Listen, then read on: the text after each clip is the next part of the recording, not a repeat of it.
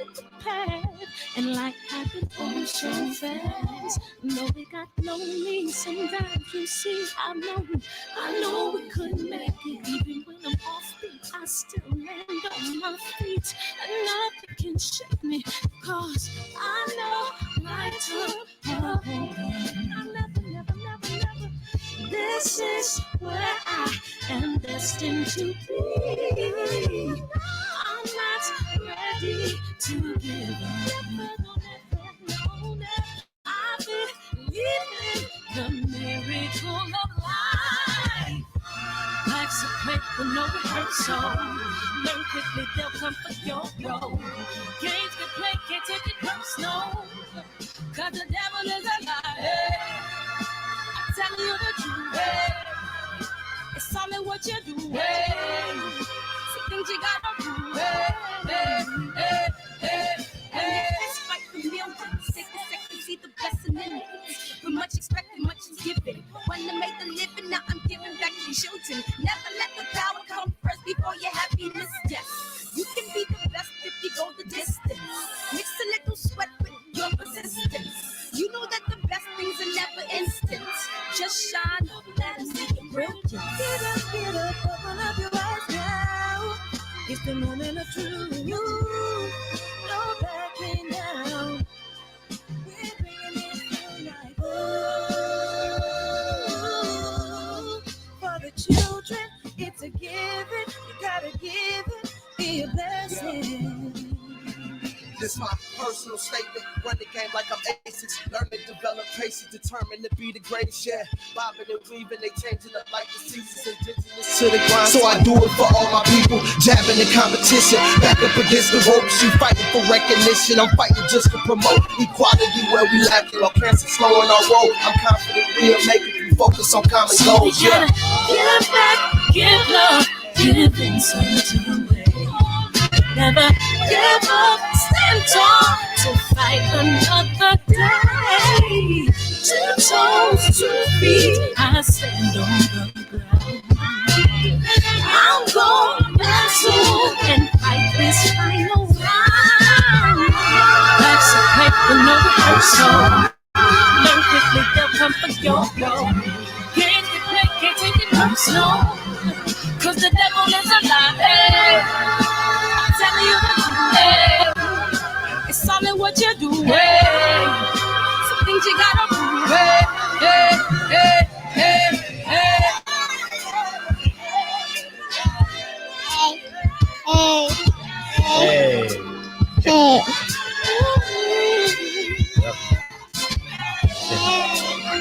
I'm gonna show that I'm hogging the mic.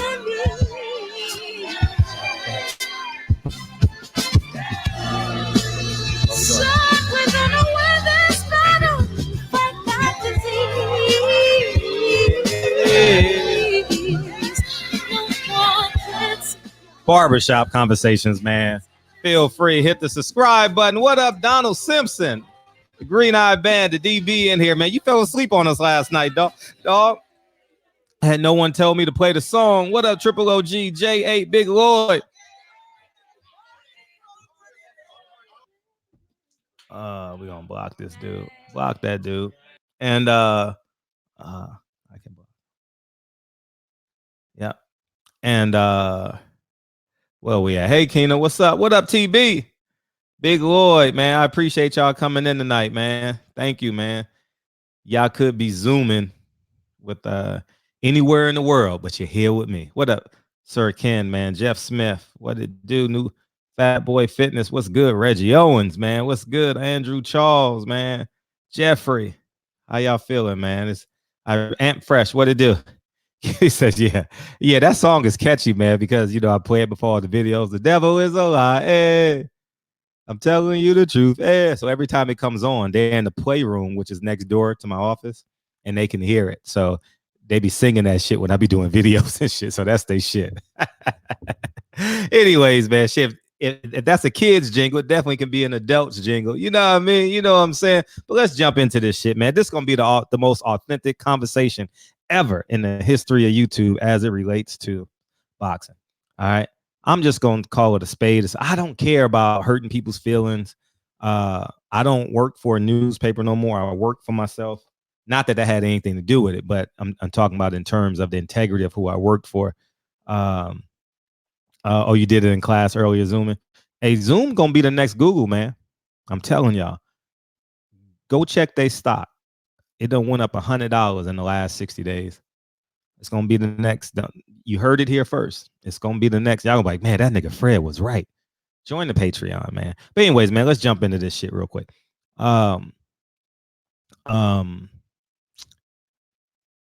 Devin Haney says, I'm never losing to a white boy.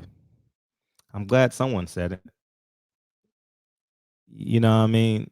White athletes are unathletic recessive genes. That's simply what they are. Call a spade a spade. They're not greater athletes than us. You can't be compared to a dominant gene. Simply put. You know what I mean? Like it's no like secret. Like scientists has proven. Jimmy the Greek told you on national TV, and he got fired. The Jews fired him. You know what I mean? So at the end of the day, it's really, really simple. White athletes are unathletic recessive genes. It's scientifically proven. You know what I mean? If you put a great white, quote unquote, great white athlete in the boxing ring with a great black athlete, 9 times out of 10, the black athlete's gonna win. It's simple, easy math. You know what I mean? What they did was flip flop the paradigm and put white people on top and black people on the bottom. You know what I mean? And you know, this whole system had a lot to do with it. I don't want to make this a history lesson. I definitely want to keep this conversation contemporary, but you guys feel free to chime in. But at the end of the day, there's nothing wrong with what Devin Haney said. Nothing wrong with Devin Haney. If you want to fully grasp the sports, they're managers and coaches. And they created that to keep themselves in a position of power. And we are dumb enough to be led by them. Doesn't make sense. Why are we being led by them? You understand what I'm saying? So it's our responsibility to know our power. It's our responsibility to know who we are. It's our responsibility to physically impose who we are. You know what I mean? And if you want to be wealthy, if you want to be, now you got to win now. If you want to be the greatest athlete of your era, people say, if I'm black, I don't want to be the villain. That's the only way you're going to get uberly wealthy in this sport for the most part. I'm not saying that it can happen more often than not, but more often than not, it's nothing wrong with being the villain to them. You understand the mindset? I'm not saying be a villain, like fuck everybody, but it's okay if they want you to lose. Because at the end of the day, you're still going to be a nigga to them. I'm trying to explain to y'all, you're going to be an educated nigga or a hood nigga, but you're still going to be a nigga. And that's it. You know what I mean? I stand on my square when I say this shit, man. People, man, I play basketball, right? Y'all know the host. Y'all know it, right? And forgot to set the alarm before I came in here. And I played at Venice High School. So I played the Santa Monicas of the world. I played the Windwards. Those are like private schools on the west side, you know what I mean? But before they came into prominence of giving black athletes scholarships. If I looked across at Saugus High School, man, I'm going for a career high. You know what I mean? Man, I'm just saying, man. Like, I don't take us, and I don't know what's happened with Devin Haney since he said this, but I will encourage the Haneys, do not take a step back. Don't say, oh, I apologize for those comments. And no, man, you got a mother and father in your life, man. That's the only person you need to be held accountable to, man. This is a sport, man. It's gonna be another news cycle tomorrow, man. You know what I mean? If it wait a couple of days, it'll all be over. And I mean, this made you the topic of the day. I'm doing a live on it, so that makes it pretty relevant. You know what I mean? So they want to be us. They can't be us. So what they do? They put rules in the game so they can own us, and we dumb enough to fall right in. You know what I'm saying? Like, I'll just say this again. White athletes are unathletic recessive genes. That's it. Eddie Hearn is a promoter because he couldn't be a fighter. Bob Arum is a lawyer promoter because he couldn't be an athlete. Greg Popovich is a coach because he couldn't play ball. It's simply put, you know what I mean? It's I mean, after the civil rights of 1965, you go to the big three in sports. Who did you pay to see 80% of the time? I'm just saying. You know what I mean? And they holding on. They holding on by a limb. But next generation, it won't be no such thing as a pocket quarterback in football. It's gonna be Russell Wilson's and the Lamar Jackson, and all those other kids. You know, look what they did to Vince Young, dog. Look what they said to Vince. Look what they did to Vince Young. Don't you know he had a close to 70% winning percentage in the NFL? And what they did to him? Oh, you can't get a job. Jameis Winston, Cam Newton. Not that I'm a fan of them. I'm not following the news every day, but I see it on the bottom line, so I know what's going on. And I don't think they've gotten a job yet. Correct me if I'm wrong. Have they gotten a job? The NASCAR driver using, man, come on, man. Black men, stand on your square. Okay. It's very important that you stand on your square. It's very, very, very important. Look at all those white people in Michigan. Look at all those. Oh, they said, oh, we can't go back to work. The reason why they stood up because they got mortgage payments. They got kids in college. So they went to the state capitol with rifles, guns. We standing on our square. That's what we got to be. You know what I mean? We got to be on our square. We got to be ready to go to the Capitol with our guns. I'm willing. I'm ready and willing. I'm waiting on the Nation of Islam to say, let's go to the Capitol with our guns. I'm waiting. I'm waiting on the day for the Nation of Islam to say what they to do what they say they're gonna do. I'm sitting here waiting. I'll be like, sign me up.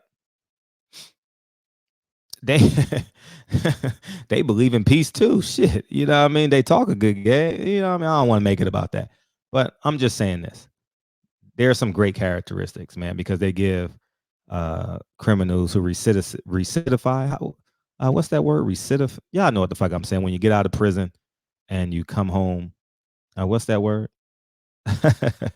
Oh, man. Yeah, Vince Young, man. They did Vince Young completely wrong.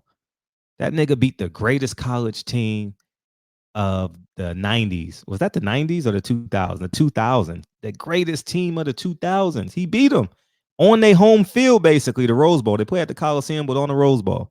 He beat them.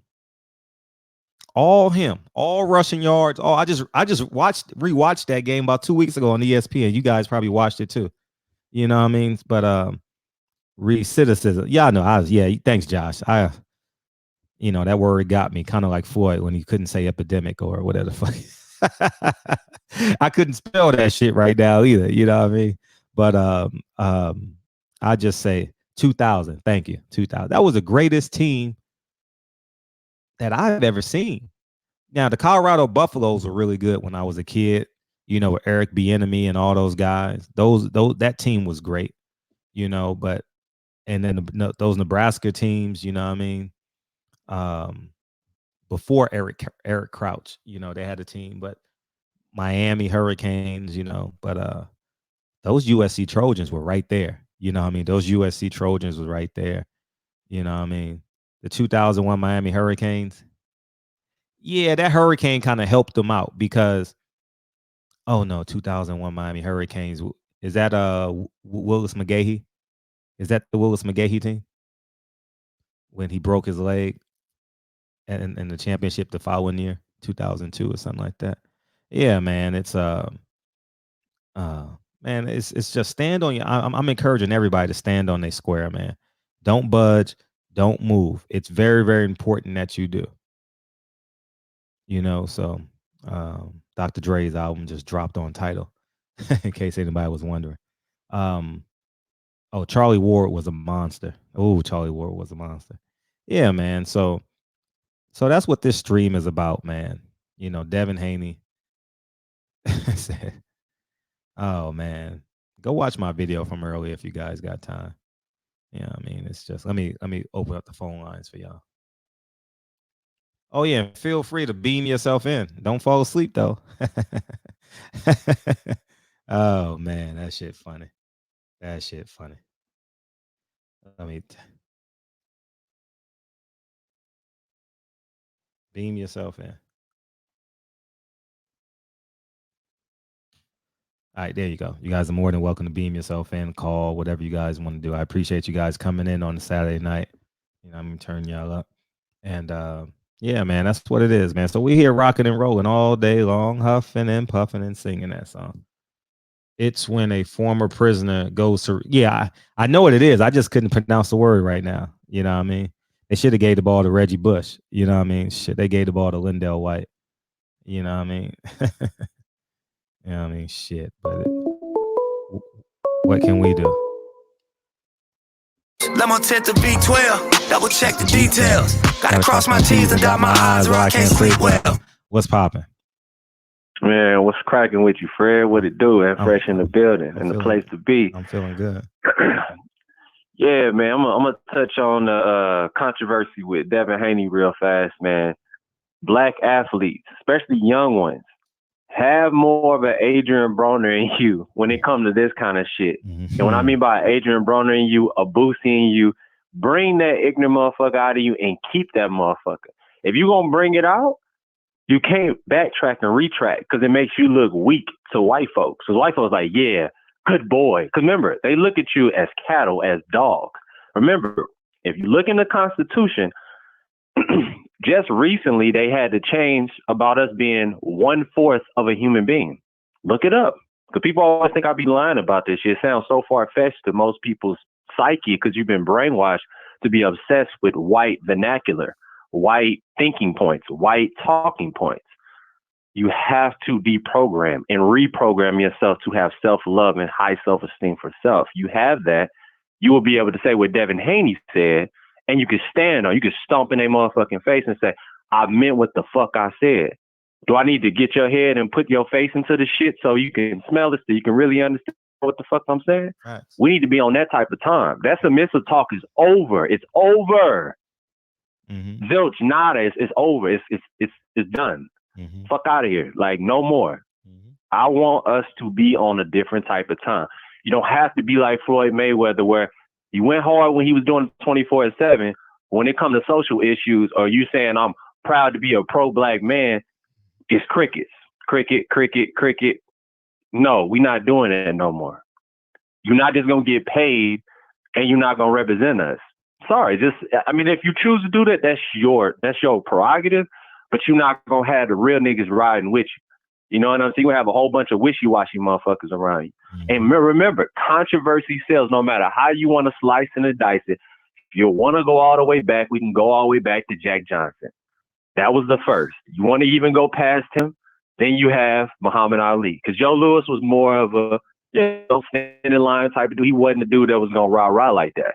Muhammad Ali brought that side back out. Super heavy.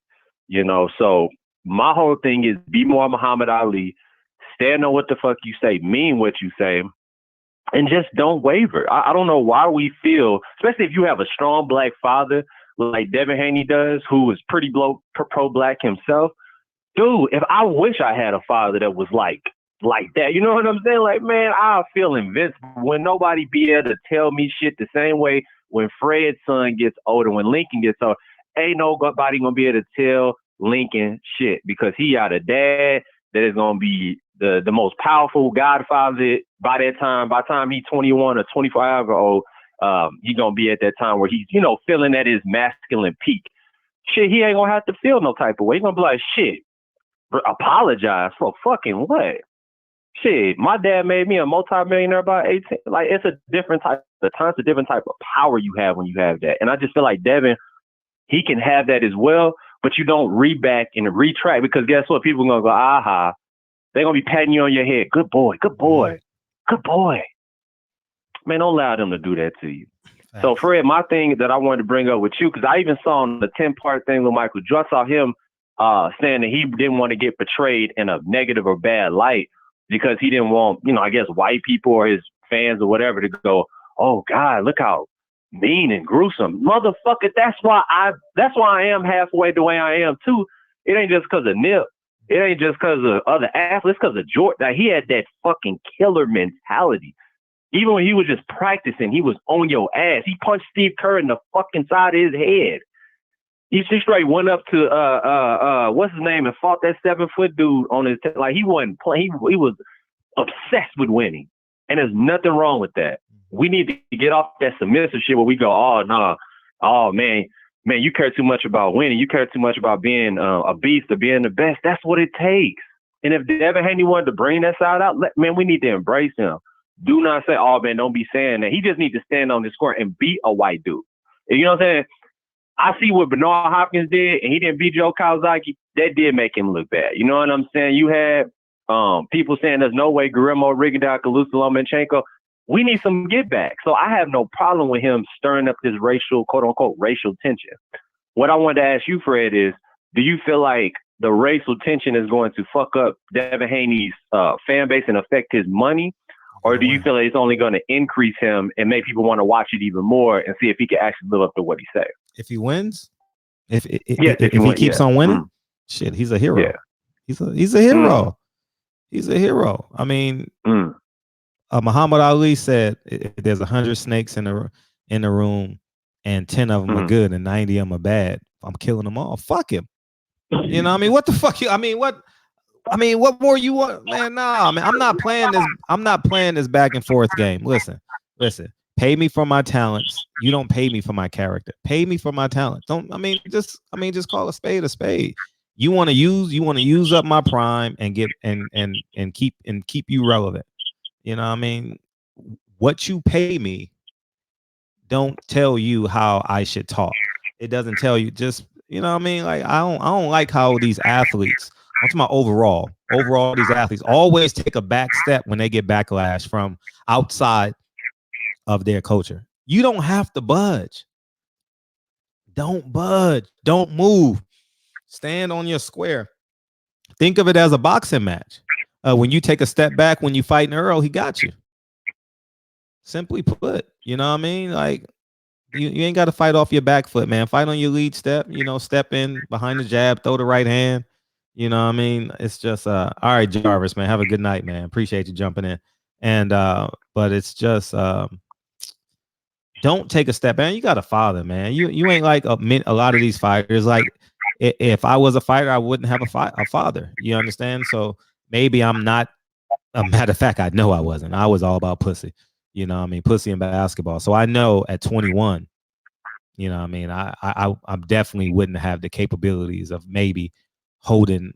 I don't know, but I'm just saying, like, because I didn't have a father saying it's okay, hold your ground. Maybe I would have caved in at 21. It's a different mindset. You know what I mean? So, but now at 42, shit, man, kiss my chucks. You know what I mean? Shit. You know what I mean? And another thing too, why is people in the chat saying Devin's mixed like that has anything to do? Even if he is, man, he I don't give a fuck. I don't give a fuck. The nigga, he represents black. You know what I mean? Like, I was just about to say, right. I don't give a fuck. I don't listen. See, what people fail to realize, one of Malcolm X's final speeches were one, and that's the only person that I make reference to as it relates to, like, character. Man been gone 1965, 55 years now, somewhere in there. And they have yet to find him cheating on his wife. They have yet to find him stealing money. They have yet to say that he killed someone or embezzled something, worked for the government 55 years after his death. You understand? But he changed his name. Obviously, he became Malik El-Shabbat, et cetera, et cetera, et cetera.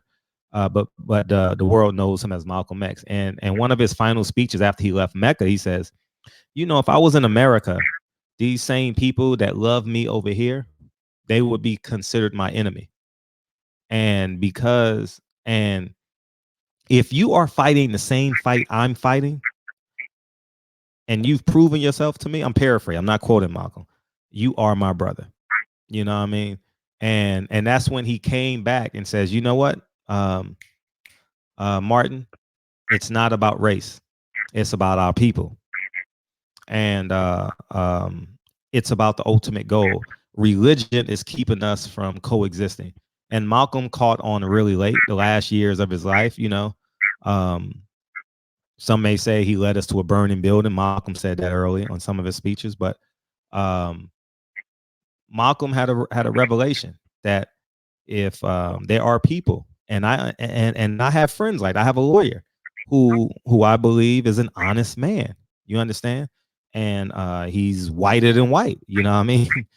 And but I say this: if I don't give a fuck what you are, if you are willing to fight the fight, right? If you can give up your white privilege and fight the fight with us, I'm with you. Or if you can give up your Asian privilege or Mexican privilege, you know what I mean? More power to. I don't give a fuck what that nigga is. You know what I mean? Jane, the Fondas funded the Black Panther Party. You know what I mean? So you know what I mean? The government funded Malcolm X the whole way through because he wanted to keep him nonviolent. You know what I mean? Oh, you're speaking at the sanitation department. Well, how about the government gives a grant to the sanitation department to fund Martin Luther King coming down? Oh, what a convenience. So, I mean, so let's just call a spade, man. You know what I mean? What we didn't do in Montgomery was get our own bus system, right? What Jackie Robinson. And we were more than capable of having our own buses. Because remember, we were still very creative with our hands at the time. Remember, the children from that past generation, from Dr. Martin Luther King's generation, when he was a child, they were taught to build things with their bare fucking hands. So there was no excuse. See, nowadays, we're more programmed to have everybody else do something for us. You know, that's why China dominates in that department of bringing goods, you know, here, like, you know, goods and services here to us. There was no, China was a third world country, guys, back in 1975. Look up the stats. They were a third world country. They only had maybe 10% of their services and goods came here because black people were building shit here. We need to get back to building with our bare hands. You're not too good to build with your bare. Some of the best millionaires have built with their bare fucking hands. So I want us to get out that mentality of, oh, well, I'm flashing, I'm Gucci, I'm Louis. Fuck all that dumb shit. You look like a clown. Fuck being a payaso, as Mexican people would say. Fuck being a clown. Be a man. Men build with their hands. That's something I want to throw out there. Last but not least, say your positive affirmations if you need to. If you got low self-esteem, black man, keep your head up high. Walk with your shoulders up. You know what I'm saying? Your chest out, and speak like a man. Do not cower down. Be looking at the ground when you're in front of a white man with a fucking pompadour and a $5,000 suit. And I'm gone. Appreciate you. All right, you want to beam you in, man? What's up? What's up with you, Fred? How you doing tonight? It's your boy H Money, Mr. DAZN. Definitely, man. I'm here to support you. You know, Fred, like I was saying last night, you definitely been doing a hell of a job with Devin Haney. You know, and I'm here to speak on behalf of Devin Haney tonight. And I just want to say, Fred, they was hating on Devin Haney before he even made these comments. They were hating on him. Devin Haney was the mandatory for Lomachenko, the number one contender. He was right there for the fight. He called out Loma, and all of a sudden, you know, Bob Arum said Devin Haney signed with the wrong promoter, Fred. That's what he said, Bob Arum. He said Devin Haney signed with the wrong promoter after the fact he made those fights with Eddie Hearn, the Maurice Hooker, and the Jose Ramirez fight, and the Luke Campbell and the Lomachenko fight. It's obvious they were out to freeze. They freezing Devin Haney out. So Devin Haney made these comments. He said, no white boy can beat me, Fred. And the reason he said that, so he can get this Lomachenko fight. He's trying to force Lomachenko to take the fight. What does he have to do? He was already in position. He was the number one contender. He became He became the franchise champion. Speaking of Lomachenko, he became the franchise champion. He didn't want the fight. You know, he act like he didn't know who Devin Haney was, but you know, he's calling out Gervonta Davis, who was in a different weight class the whole time. Why is he willing to fight Gervonta Davis, but he doesn't want to fight his mandatory Devin Haney? That's what I want to know. And Bob Arum, he been calling out Tank Davis for years. But what about Devin Haney, the number one contender? He gave up the WBC world title. He gave up the world title, you know, not to fight Devin Haney. And he's supposed to be the number one contender. He's supposed to be the best fighter in the world, Fred. You talking about Lomachenko. He's ducking. He's clearly ducking. And, you know, another thing is this. Bernard Hopkins said the same thing. Nobody said anything. Nobody said nothing when Bernard Hopkins made those statements. What about Hopkins? You know what I mean? He got that fight with Joe Calzaghe after he made those comments. After he made the comments, he got that Joe Calzaghe fight. I felt like Bernard Hopkins was robbed. He knocked down Joe Calzaghe in the first round. He dropped him. You know, Fred, it's just the simple fact that he's a black man, and that's why they hating him, Fred. You know what I mean? What do you think about what I'm saying? I mean, I agree. I couldn't agree with you more, and I can't believe I'm saying that with you on the other line. But I will say, Devin Haney, I mean, he got a father in his life. You understand what I'm saying? So at the end of the day, his father's going to hold him. His father's going to step in front and get all the bullets and protect his son. I just don't want them to take a step back. You understand? I don't want Devin Haney to come out tomorrow. I apologize for my comments, man. I was wrong. Kind of like Kobe. You know what I mean? But in boxing terms, you know what I mean? Fuck them. Like I'm saying, whites is nothing. I mean, this is just scientifically proven. Whites are a recessive gene. That's who they are. They fucking flip-flop the paradigm, and we fell right in line. You know what I mean? But at the end of the day, I think that Devin Haney wasn't wrong. And I hope that he and his father can come up with a game plan and move forward. You know what I mean? He wasn't wrong at all, Fred. He just wants to get the fight. He feels like by him saying those comments, maybe that'll push Loma to take the fight. You know, he's not going to be at 135 pounds forever. He's only 21 years old. He's growing into his man strength. He's going to be moving up to 140. So he's trying to force this fight. I feel like Devin Haney will outbox Lomachenko. People giving Lomachenko all this credit when he got beat by Salido, a fighter with 11 losses. Salido got 11 losses and beat Lomachenko, but nobody wants to say anything about that. You know, Devin Haney is going to outbox him. He's going to give him a master class. He got better footwork than Lomachenko. Lomachenko he's 5'6". Devin Haney is 5'9". Devin Haney going to give him a boxing lesson. And Bob Arum been trying to protect him. Fred, man, I appreciate you. I just want to apologize to you in front of everybody, man. Thank you. You know what I mean? I apologize. I hope you forgive me. And thanks for giving me an opportunity, man. Thank you so much. Hey, let me ask you a question. I think DB want to come on and holler at you for a second. Why were you so hard on me out of curiosity? Why are you reformed? Like, why are you a Christian now? You was an atheist like 3 days ago. It's the Devin Haney. The work you do with Devin Haney won me over. When you was in a hotel with Haney and you and his dad did those interviews, and then I went back yesterday, you was at his third fight. I seen you at his third fight talking about Devin Haney. At the MGM, his first fight at the MGM. Yeah. Yeah, I was watching. I'm like, you supporting him from the beginning. He's my favorite fighter. So, I mean, I got to support you. If you doing, I got to. And, you know, and you defending our people at the same time. Like I said, they was hating Devin Haney before he even made the comments. They was hating on him for no other reason that he's black. He signed with Eddie Hearn in DAZN. What y'all got to say about that? They ain't got nothing to say about that, though. He signed with Eddie Hearn in DAZN Matchroom Boxing, and y'all still hating on that man? They don't make sense. You know what I mean? Because they know he's a threat. They know what's up. Black fighters been dominating boxing from the very beginning. You know what I mean? And it's going to continue. I feel like Devin Haney is the best young American fighter. I feel like Devin Haney is going to be the next Floyd Mayweather, even better than Mayweather, in and out the ring, be better than Mayweather. and you supporting them, I gotta support you back. I just hope you forgive me, man. You know what I mean? I hope you forgive me, bro. We going through this time, and you know what I mean? I'm not working right now. Everybody staying at home, everybody quarantined up. You know what I mean?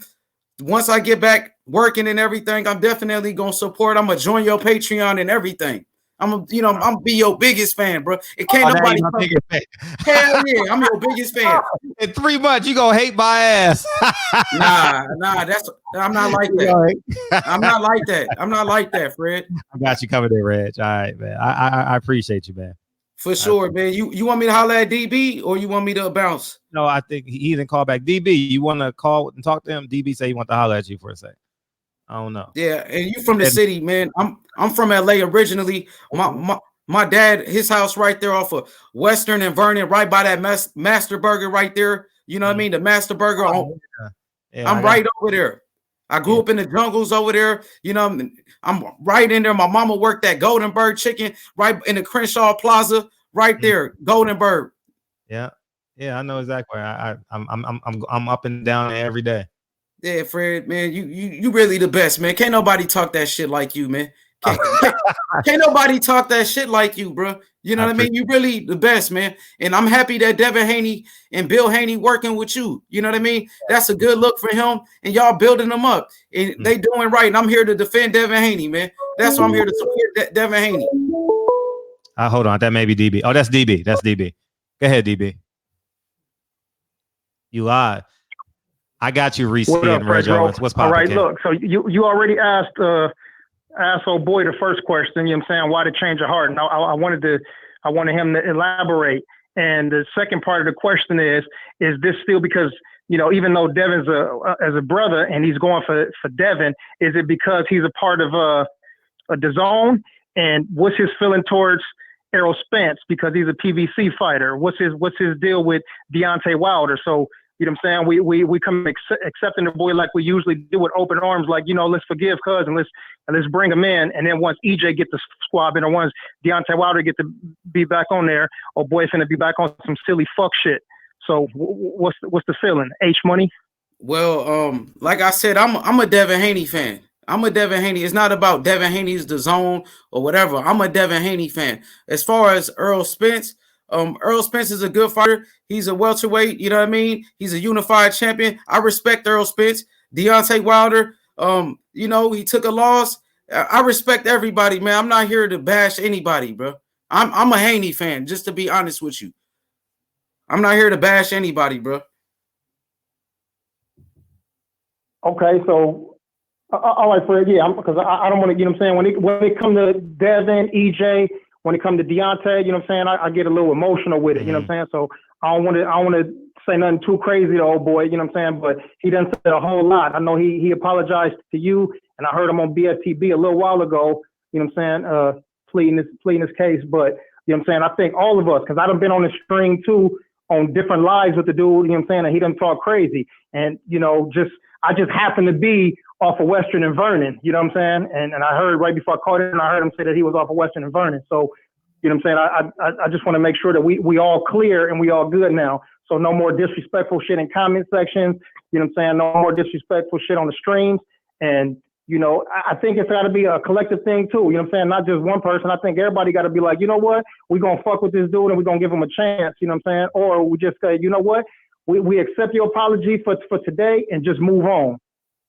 Well, I just want to say this, bro. Like, man, I respect everybody. I'm not here to disrespect. Like, I can't, like, I try to holler at the brothers a couple of times. I try to holler at Fred, you know what I mean?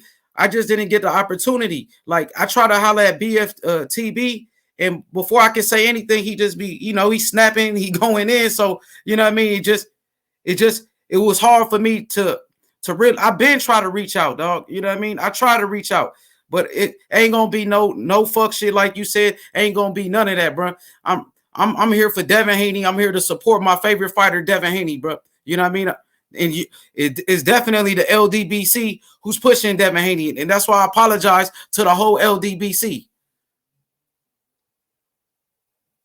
All right, for real. I'm back in the chat. I appreciate you, H Money. For sure, Fred. Fred, if you can't unblock me, man, let me in the chat, please, bro. Please, bro. I'll think about it, man. That's gonna take some time, man. Because you might change, nigga. Nah. See, I'm a cornball, but I was still born on Florence and Hoover, nigga. I'm not giving you a gun yet, nigga. You know what I mean? I'm not giving you a gun. You might motherfucking kill my chat. Motherfuckers be like, Fred, why you get that nigga? I got you, man. Yeah, that's why I came in person, Fred. That's why I wasn't hiding behind no avatar, none of that. I appreciate you, dog. For sure, my guy. I'm gonna be listening to the show, man. All right, thanks, dog. All right, one. Oh shit! I'm sorry about that, Reg. I hit Reese's button. Reese was after you, but I accidentally pushed her button by accident because it was closest to it. I'm first, ladies first. Hey, my turn. Oh, see, when you want to be a clown, this is. You driving right now? You driving right now, huh? Damn, I got something to say. Yeah, I'm going back to my house. I'm leaving Frisco. Yeah. Where you going? But what I'm saying is, now niggas want to know where you going, Reese. I'm going to Mesquite. I have another house in Frisco. My kids, I have to go see my children.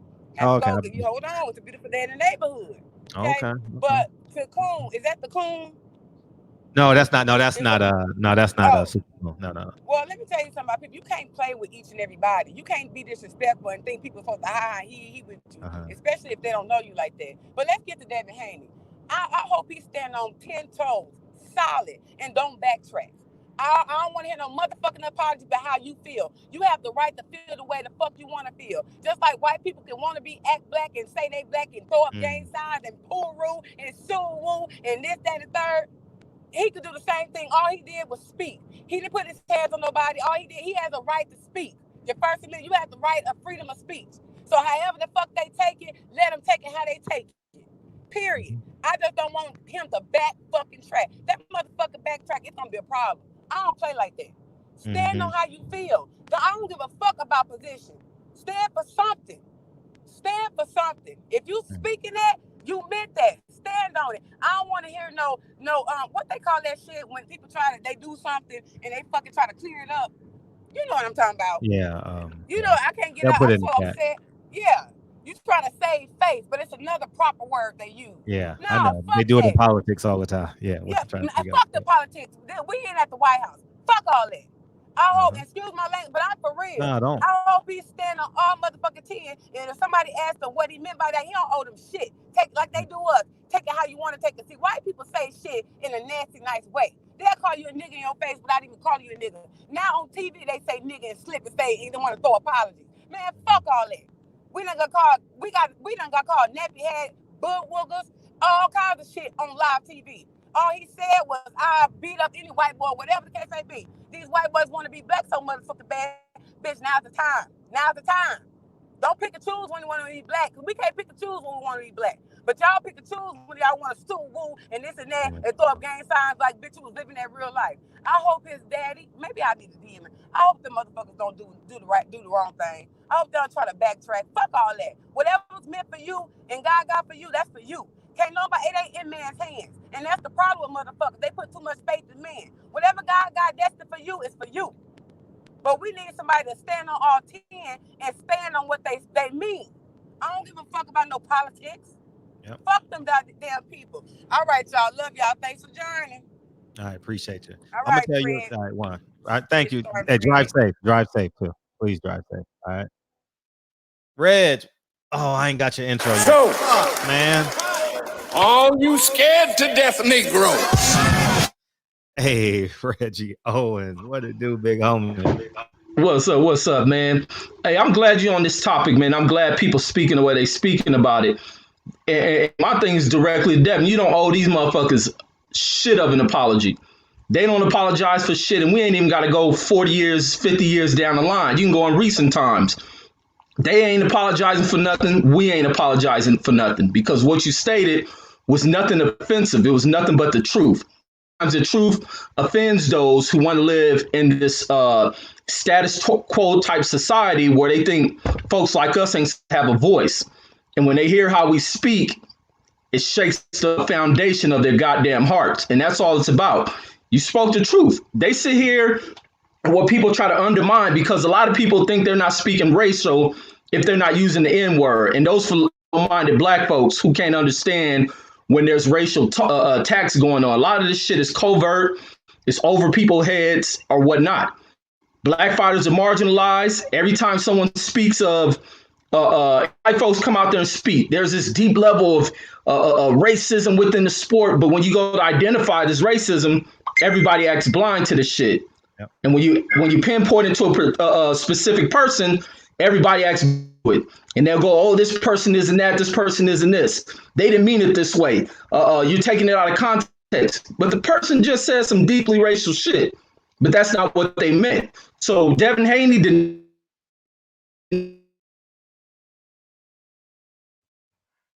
Oh, that's Reg. Well, in the meantime, we're going to beam him out and beam him in and see if it works.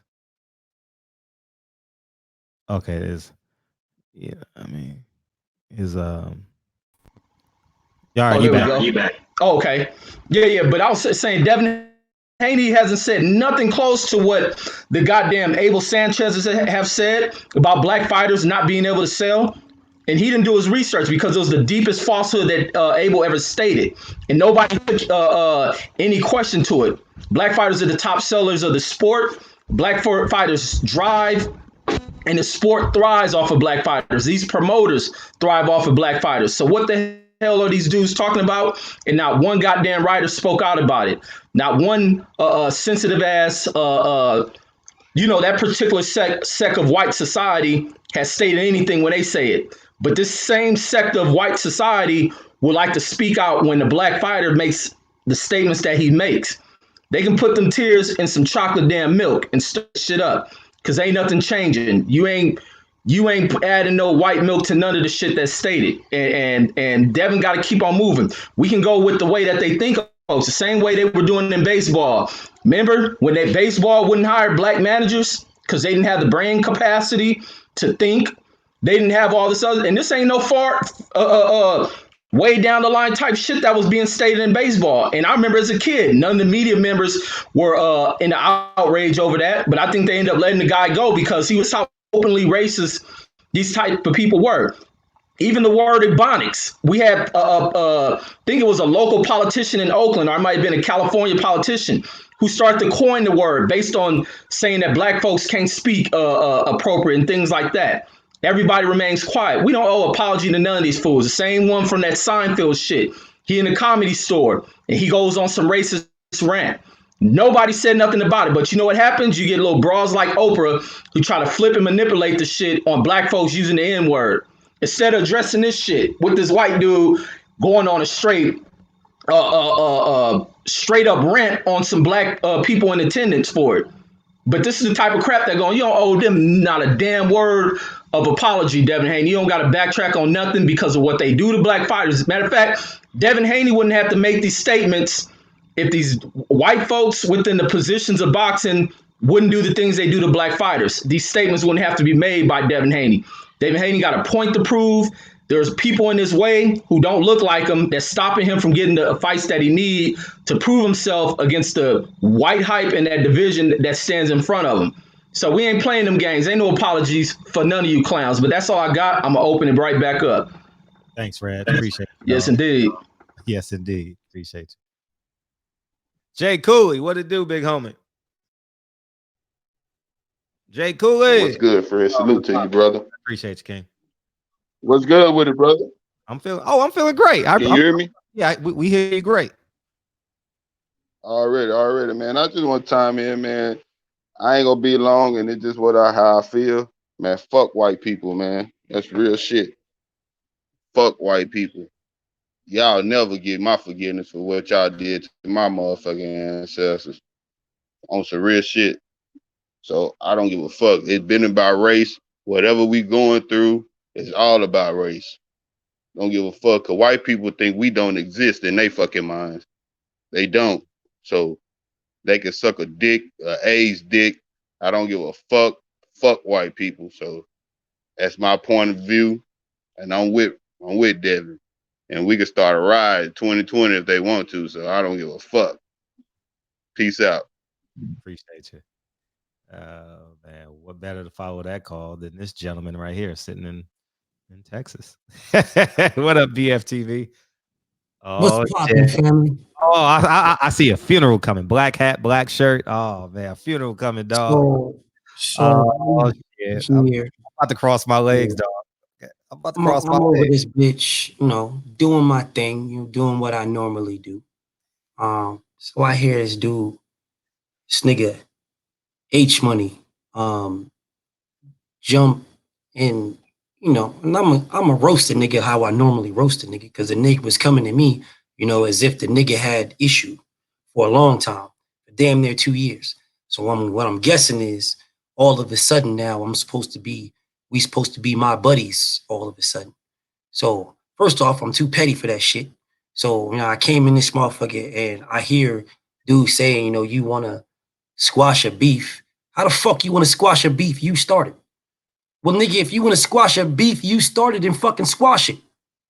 I don't know what fucking beef your weird ass have in the first place. So if now all of a sudden just speaking about Devin Haney mysteriously brings you out of the woodwork to dick ride the LDBC all of a sudden, well, nigga, we been capping for Devin Haney. This shit didn't just start. Nigga, have you watched anything that I've done? I've never shitted on Devin Haney. Have you watched anything that anybody done? Nigga, get that soft shit the fuck out my face. Apologize. Nigga, well, I told you on my page I was going to think about it. Nigga, I thought about it. Fuck your apology, nigga. I thought about it. There is the thoughts. Now, I don't give a fuck what you take from that. Now, if anything comes from this, then it comes from it.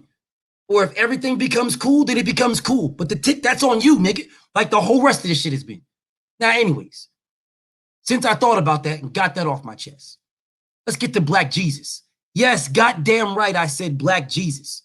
All right, let's get to that. Praise Black Jesus, played like Moses. Don't back down. What is there to back down from? Was anybody backing down from anything when motherfucking Floyd Mayweather was walking out in fucking Mexican attire and his what's the name? No Mexican's gonna beat him and all this other shit. Well, where was anybody at for wanting him to back down? Who wanted anybody to back down from that? Where was anybody else? Where was anybody else wanting Kovalev to back down? This nigga having birthday parties with his son in monkey shirts, talking about Adonis Stevenson. Where was anybody else wanting this nigga to back down? Where was the WBC? Fuck Mauricio Suleiman. Where was the WBC saying, hey, you need to make a statement about this? Where were they at? Where was the IBF? He had that belt. Where was the WBA? He had that belt. Where was the WBO? He had that belt.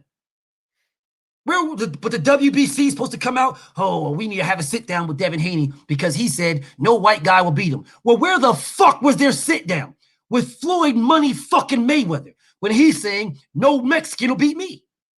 I don't remember no fucking sit down. Why? Because of the bread. That's why. And just like I said on my motherfucking live a couple of while ago, bro, Devin Haney makes the WBC belt. The WBC belt does not make Devin Haney. Devin Haney is a name by himself. He does not need a WBC at all, point blank and period. He can fight any of the fuck body he wants. As a matter of fact, a bigger fight would be Devin Haney versus Tank Davis, period. No belts on the line. Then Javier Fortuna versus Luke fucking Skywalker for the WBC title. That's a bigger fight. Without question. As a matter of fact, a bigger fight is Tank Davis versus Devin Haney, then Lomachenko versus Teofimo Lopez. Put it on pay-per-view and see who buys what. I guarantee you, more motherfuckers will buy Tank Davis versus Devin Haney than Lomachenko versus Teofimo. You can't force me to buy anything. You can't force me, oh, Lomachenko's this great. He's this and that and that and this. Nigga, you talking about that, bro, this motherfucker running around here, this dude, Bob Arum, nobody's telling this nigga to stand down. Saying Lomachenko's the greatest fighter since this, and that. Nobody's telling him to stand down. But because Devin Haney says he won't be beat, and he happens to put in there by a white guy, all of a sudden he has to go bow and scrape and cowtail to fucking Mauricio. Fuck Mauricio Suleiman. Man, fuck you, you fat bastard. I'll tell you to your face, fuck you. And you ain't gonna do nothing. Get him out of here. Someone get this guy out of here. Get this angry nigga out of here. Get this guy. Fuck you, nigga. Weird bitch ass nigga. Devin Haney will beat your bitch ass. And as a matter of fact, if Devin Haney decided to say, fuck the WBC, I'm not fighting for your belt, nigga, your loss. Your loss. That is your sanction fees you are losing. Fuck you. If I'm Devin Haney, when a nigga called me, I'm like, you motherfucking right, that's what I said. And niggas, you want to see what I said to 78? Because it's clear you niggas is dick riding 78's channel. That's clear. Because I'm not coming to talk to you. So it's very clear you're dick riding 78. So do you want to hear what I said? This is what I said. No white boy's going to beat me. Now, if you think the white boy is going to beat me, then set the fucking fight up, nigga, because I've been calling for it. Is that enough to make me get this fight, you bitch ass fat faggot? Is that enough to make me get it? Is me saying no white boy will beat me enough for you to fucking remove that franchise faggot tag you put on Loma and make that hoe ass nigga fight me? Is that enough? Because if it is, then that white boy ain't gonna beat me. Now do something about it. Remove the French fries tag and make that faggot nigga fight me. Do that. I'm out of here, Fred. Appreciate you, dog. Hey, man. Sleeping Beauty. What's up, Sleeping Beauty, man? What it do, big homie? What up, Sleeping Beauty, man? What up? I got to give you some female shit. Ain't nothing to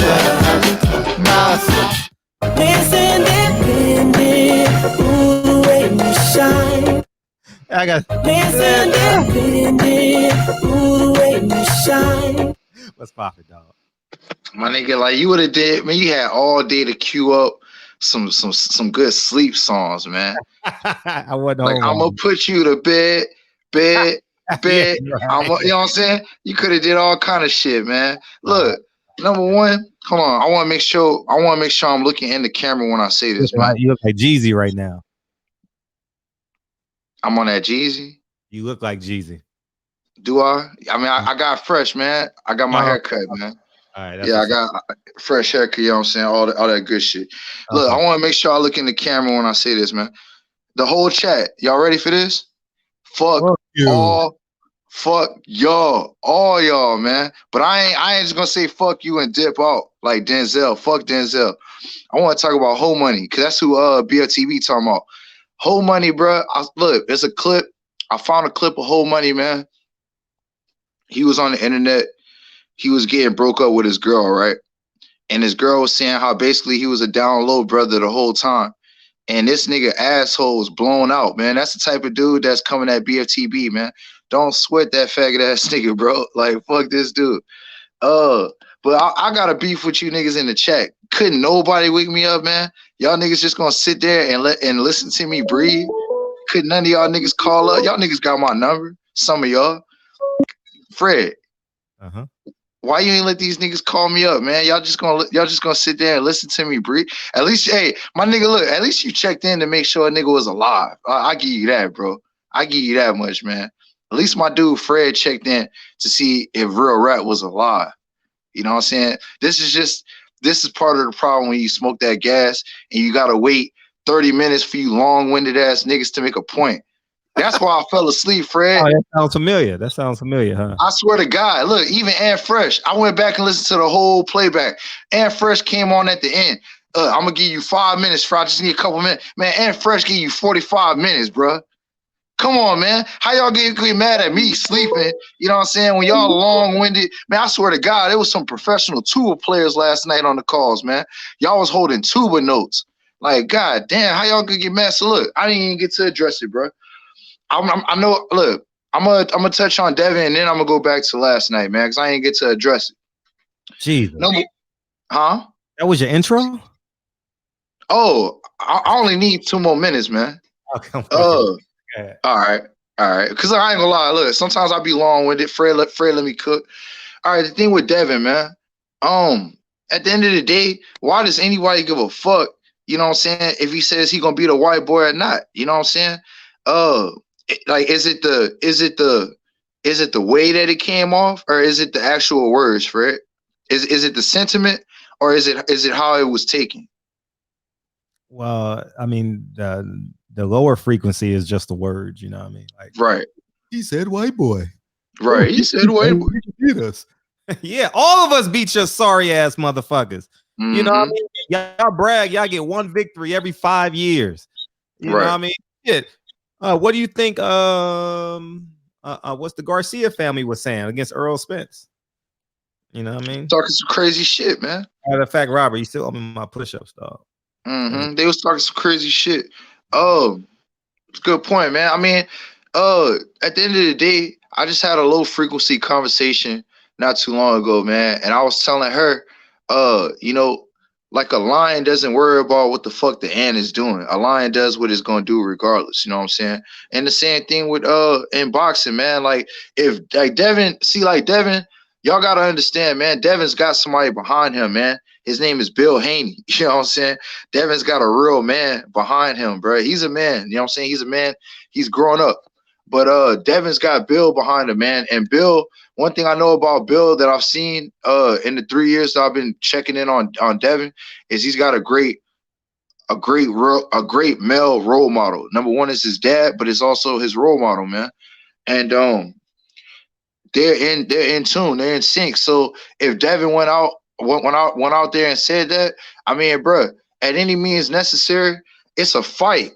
Shit's gonna get said. You know what I'm saying? At the end of the day, once they schedule this fight date for Loma or for whatever competition he has, if it's a white fighter, then so be it. Because at the end of the day, they're going to punch each other in the face. You know what I'm saying? I don't give a fuck what they say to each other, man. I don't care how disrespectful you gotta get.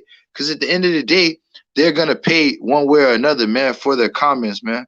Now look, y'all was talking about alpha females and all this other shit. I know I'm gonna probably open up a can of worms, but fuck it, I'm gonna go there, man.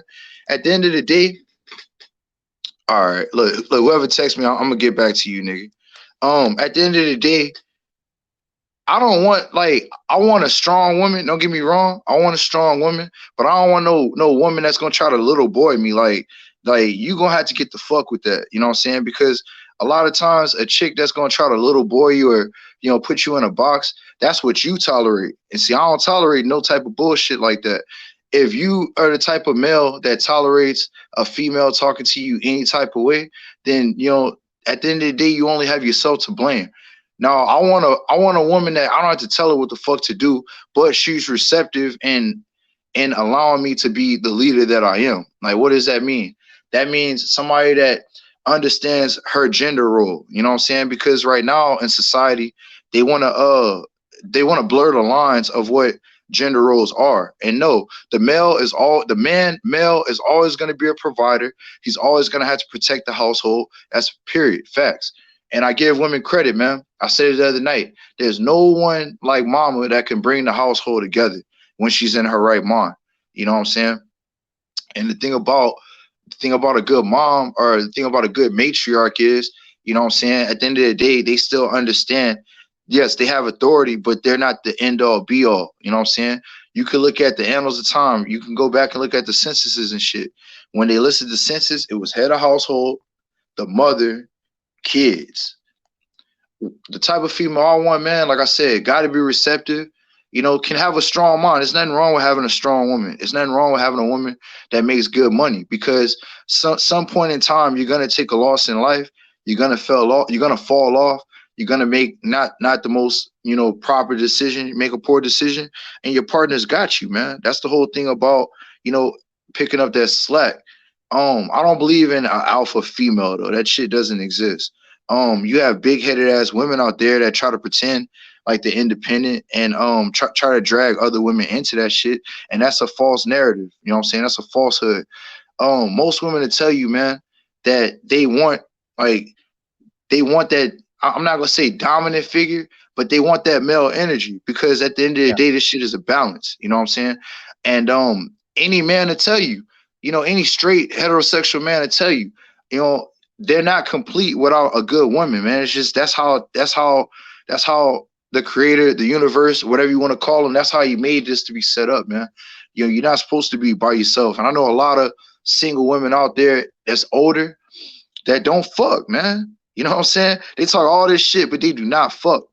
And the thing is, I don't blame them for not fucking, because at the end of the day, this is the difference between men and women. And it's a double standard, but it is what it is, man. The woman is a receiver by nature. You know what I'm saying? That's why her genitalia is on the inside of her body. You know what I'm saying? It's a physical representation of her spirituality and what it really is. She's a receiver. Now, absolutely, can a woman put her influence on a man? Absolutely. You know what I'm saying? Anybody can. But the thing is, when you specify in the gender role, the man puts out the energy. You know what I'm saying? The man is the transmitter. The woman is the receiver. That's why when you have a couple that's copacetic, they walk lockstep. You know what I'm saying? Because they know what it is. And I'm gonna just give you the dynamic that my dad does. You know, so I could bring it home. My dad's 55. He'll be 56 in December. And his wife that he's with, she's 43, 44, something like that. And she's never paid a bill in the house. You know what I'm saying? She'll pay bills, but it's not coming out of her pocket. And this is old tactic, but this is how my dad lives his life.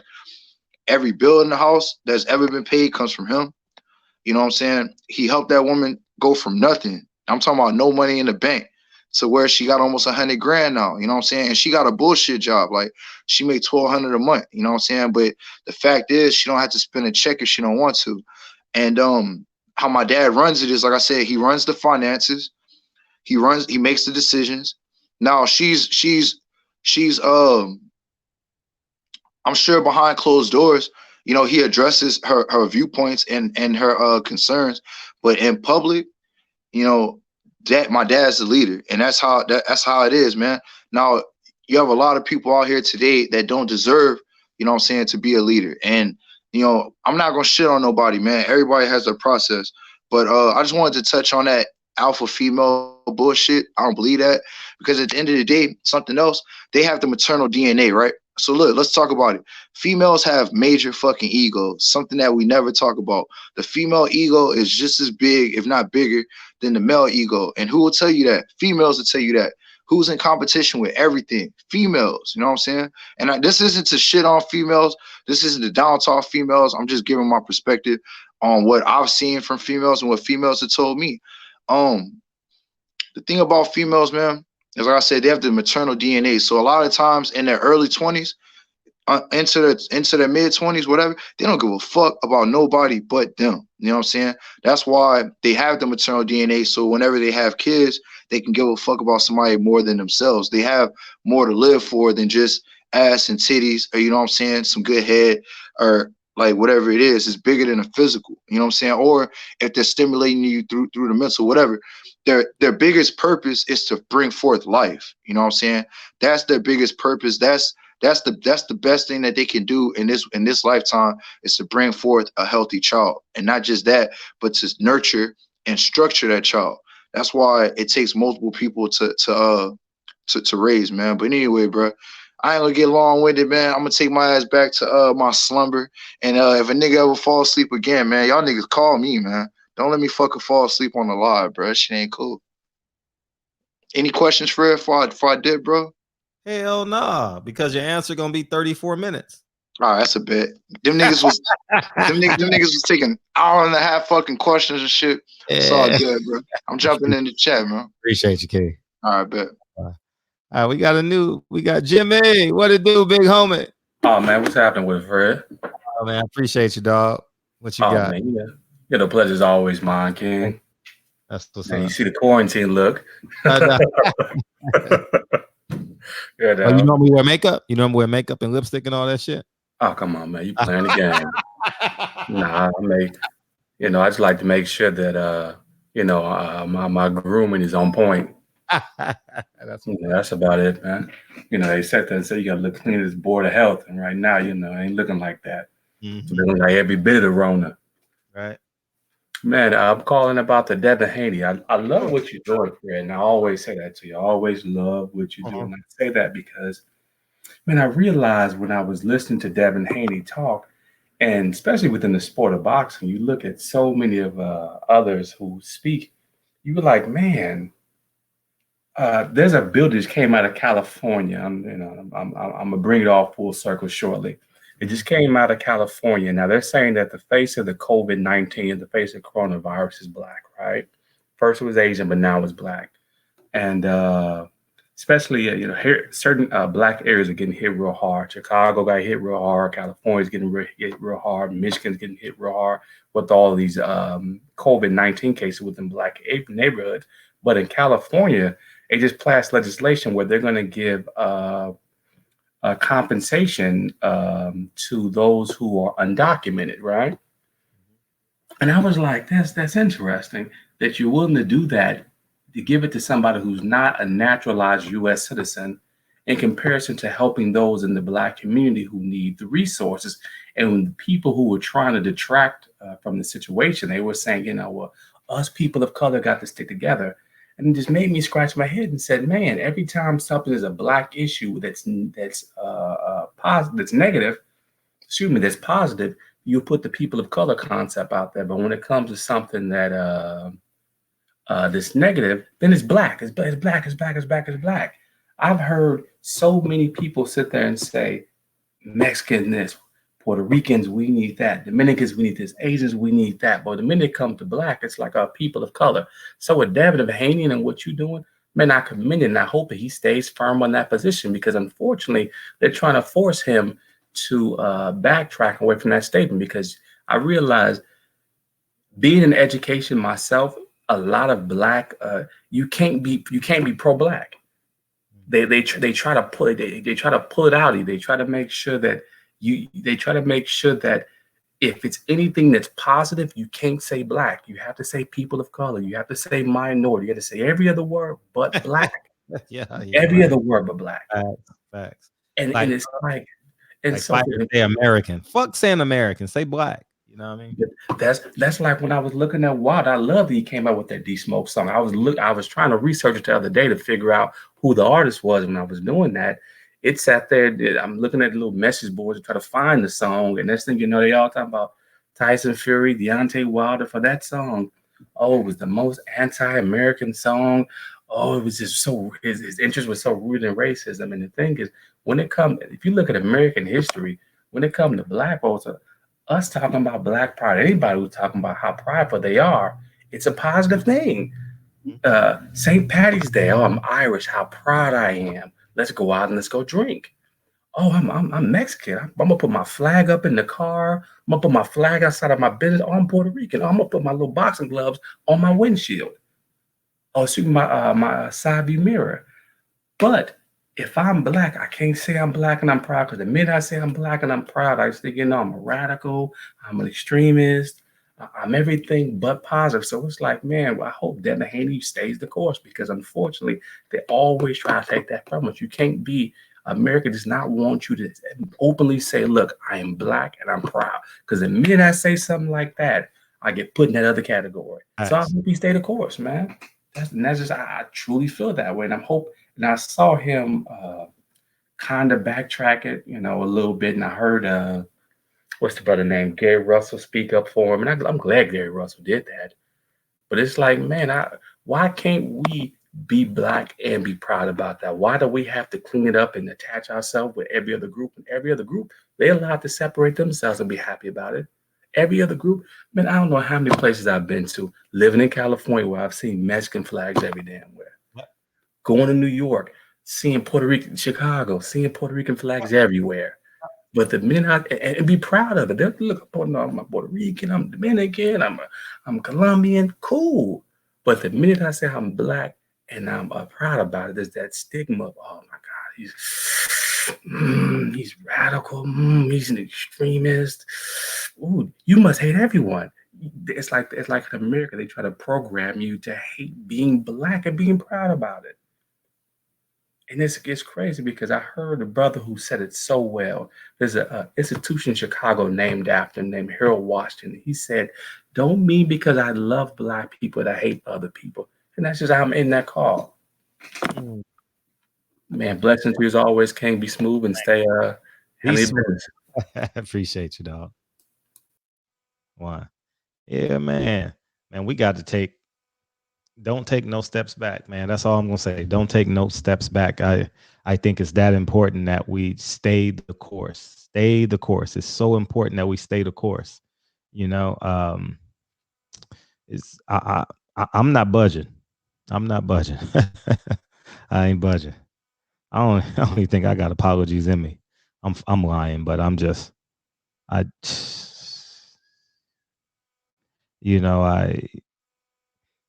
someone just sent me Devin. Let me go to his Instagram. Someone just said Devin.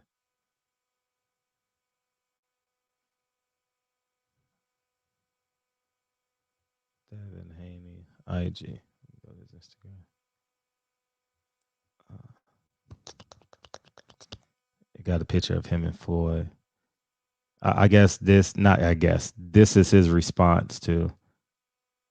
I forgot I can screen share. Can I screen share? I can screen share. Let me screen share this for you guys so we can have a conversation.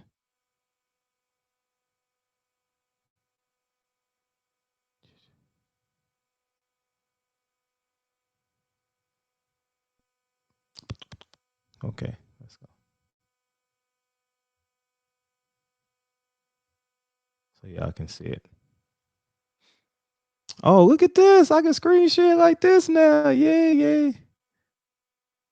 Okay. Okay, how do I get to let me figure this shit out. I'm learning on the job, okay? So let me. Oh. I don't know how to enlarge it. I gotta practice that shit in the private. Let me try it one more time. Okay, cool. I'm practicing, guys. Let's try it. No. Damn, I don't know what the fuck I'm doing. But anyways, man, I'm trying to practice this shit and do it. So I'm at the practice in a private chat. So what up, Reg? How you doing, man? You about to help me? Yeah. Okay, yeah, go I ahead. was gonna help you. Okay, go ahead. Go back to it.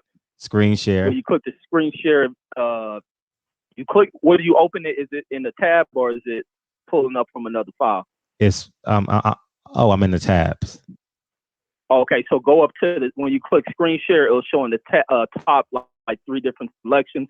Wherever it's coming from, you just click on what you're trying to show us. Wait. You see it? Oh yeah, gotcha. And then once you click in there, you find it. Click on that, and then got it. It'll open it. Boom! I appreciate it. How you enlarge it? Right. How you enlarge it? Click on the camera things down at the the different options on cameras. Click to the second one to the left, I believe it is. The one that says cam mic. Yeah, down there it'll show like 2 images of smaller pictures and then the one big box. Oh, okay, got it. Okay, I got you for sure. Okay, good. All right, for sure. All right, this is Devin Haney's response. He said, "I'm not racist, and I would never be a racist. I'm chasing greatness, undefeated, the dream." Yeah, I mean that's his response. Thanks, Reg. I appreciate that. So, man, I mean it's a safe response. It's definitely a safe response. But stay in your square, and you also got to keep in mind he ain't gonna ride like Frederick Hawthorne. I'm 42 years old that don't need a job. You understand? So there's different. And Devin is 21. I don't have the same expectations of a 21-year-old as it pertains to because he doesn't understand. He doesn't have enough life experiences. The nigga don't even know how to make a girl have 2 orgasms in one setting. You know what I mean? He at 21, he's a little too selfish. You know what I mean? So I'm joking and I'm serious at the same time. So I think there's a learning curve for him. You know what I mean? Like I said, when I was 21, I was fucking half my college. You know what I mean? All them dumb lacrosse players and shit. You know what I mean? I was fucking all fucking all they cheerleaders and shit. You know what I mean? So I'm just being 100 with y'all. So it's just the reality of it. So he's gonna grow into it. He has a father. You know what I mean? And his father's gonna talk about it in an interview. Maybe I'll double back. You know what I mean? And maybe I'll call him sometime. You know what I mean? Someone to interview him. I'm not worried about someone. Maybe Boo Bud to call him. Somebody. Maybe we should interview Trill Bill tomorrow or something. Somebody should interview Trill Bill tomorrow. That'll be a good interview. You know what I mean? Devin's 21 years old. He's learning the business of boxing. You know what I mean? So he'll get to it. So those are my thoughts, man. Keep it honest. Reg, that was a great help. Appreciate you, dog. Now I'm good, baby. I'm good. Yeah. So yeah, he should have stood on his own. Cause promise you, Floyd ain't gonna come. That's a great point. That's Reese. I would agree. Reese, I would agree with that. He should have stood on his own. Cause I promise you, Floyd ain't gonna come to his rescue or fuck his bags if they crucify that man. You're right. You're absolutely right. So and actually, you're right. Floyd shouldn't be the example when you're talking about culture and race. Not right now. You know what I mean? Not right now. When he was chasing Oscar De La Hoya, he told you about the racial inequalities. Oh, did he tell you? Oh, his Ustream was lit. Did y'all follow Floyd when he was on Ustream? That shit was good. I ain't gonna even lie. Man, I'm a diehard boxing fan, so I ain't gonna even lie to y'all niggas, man. I was a diehard boxing fan. 2006, 2007, 2005. Floyd was on that Ustream. Y'all remember that shit with him and what's the nigga name? 50 Cent and all them niggas. You know what I mean? So yeah, he received a lot of attention. It was a win in the long run for sure. You know what I mean? So it's damn, Reg, that was a good help, man. I appreciate that, dog. That was huge, man. Praise Black Jesus, place like Moses. 504, you in the building. Yo. Fucking right. That's that track right there. Yeah, you need to hear it again. Praise Black Jesus, place like Moses. Yeah. Hey. Yeah. This is gonna be real short. I'm gonna just name 4 names, and it's major differences in and out the ring, but the way they're treated, no difference at all. Deontay Wilder, Mike Tyson, the same exact way in the ring. Knockout artists, fucking people up. Outside the ring, one was just in trouble, in and out of prison, just acting the damn fool. The other one, never in trouble. Stay himself, stay on his land until it's time to come to fight again. Floyd Mayweather, Andre Ward. Inside the ring, both the same. Technical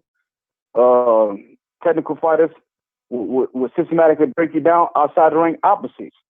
One was brash, outspoken, hated. The other one, religious, easygoing, treated the exact same way. Mm-hmm. So you got different dynamics. You want a knockout artist, you got one that act the fool out the ring. You got one that's that abides by the law.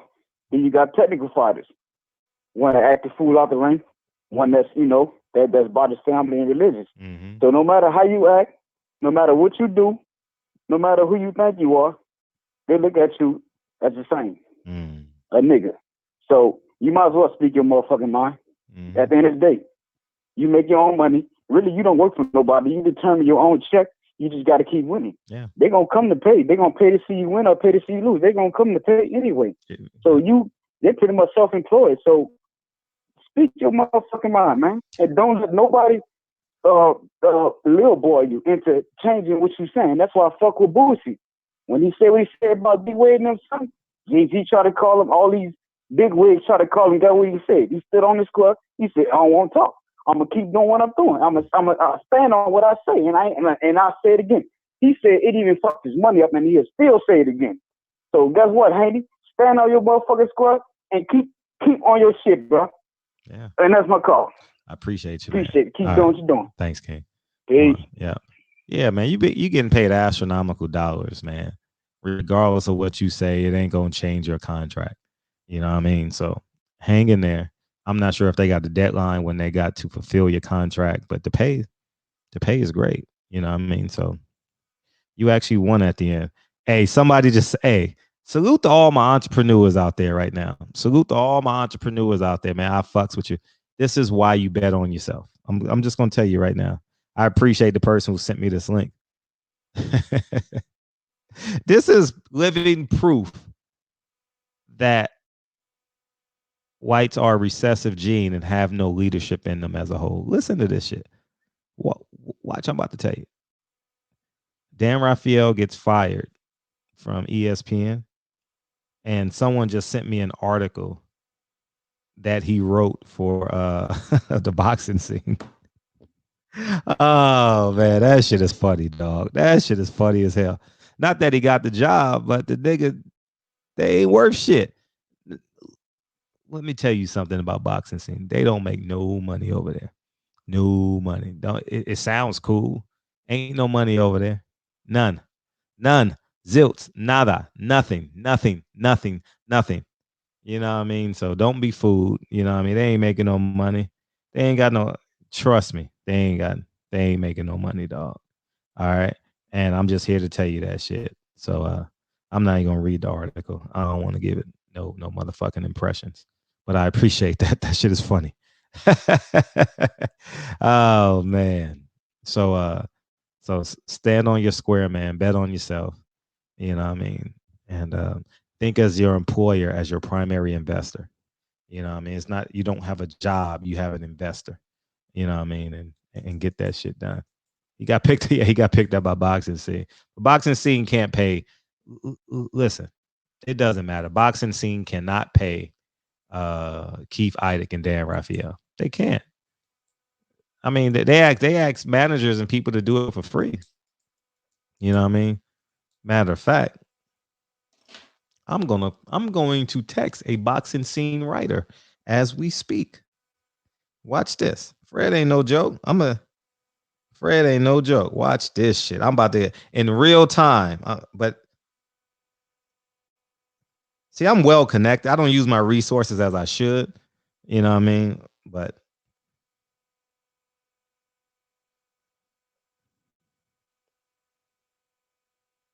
I'm gonna find out right now if he's up. He's a current writer for Boxing Scene.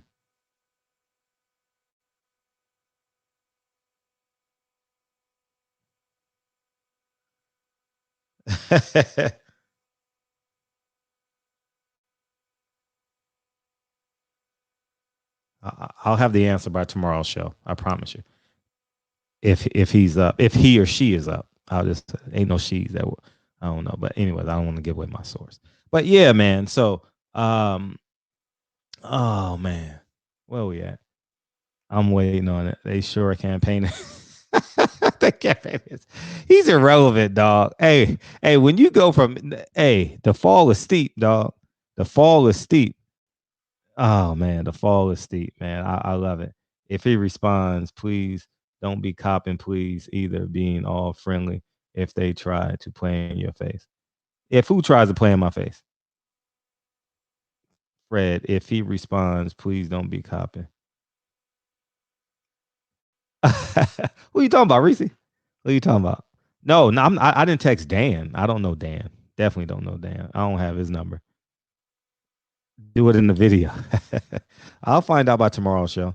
They probably sleep. You know what I mean? Shit, he lost 20 pounds because he's stressed. That nigga was someone sent me a clip. You know how you can screen record on your iPhone? He was begging for a job from IFL. He's like, the IFL guy was like, man, I would love to hire you, Dan. He's like, man, it's for the sport of boxing. I don't do it for the money or the pounds. Nigga, you do it for the pounds. Oh, man. I just text him. I'm not going to cop, please. What me cop, please? Yeah. I'm lost in translation, Reese. However, I still love you, though. My medium-sized hands.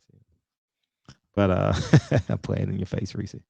Um, but I'm gonna tell y'all. If he texts me back tonight, I'm definitely gonna tell you what the pay rate is over on Boxing Scene, because it's gonna be funny. Because he don't make more money.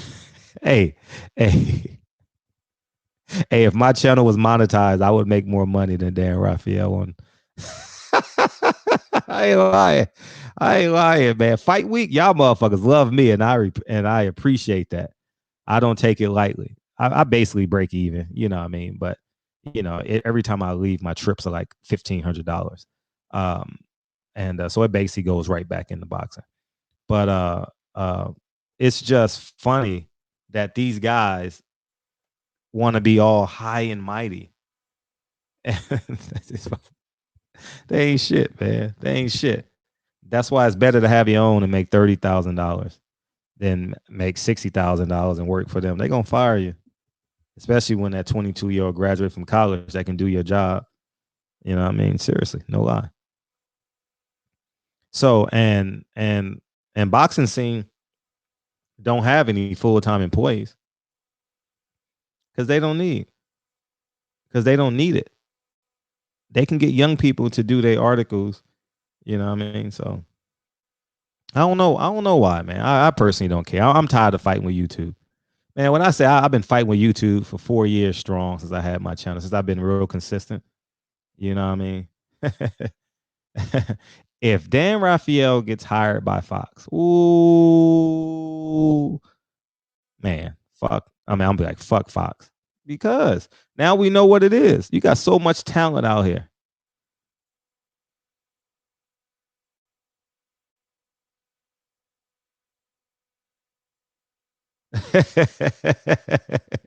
yeah, yeah, you do, friend. You talk your shit. Then me, Quan and Kiki with them. nah, Reese, you know I hold my ground. I ain't got, man. I don't give a fuck. Like I don't do this for friends. You know what I mean? I don't call these fighters like, hey, you wanna play Madden? Hey, this is quarantine time. I don't give a fuck if they don't like me, man.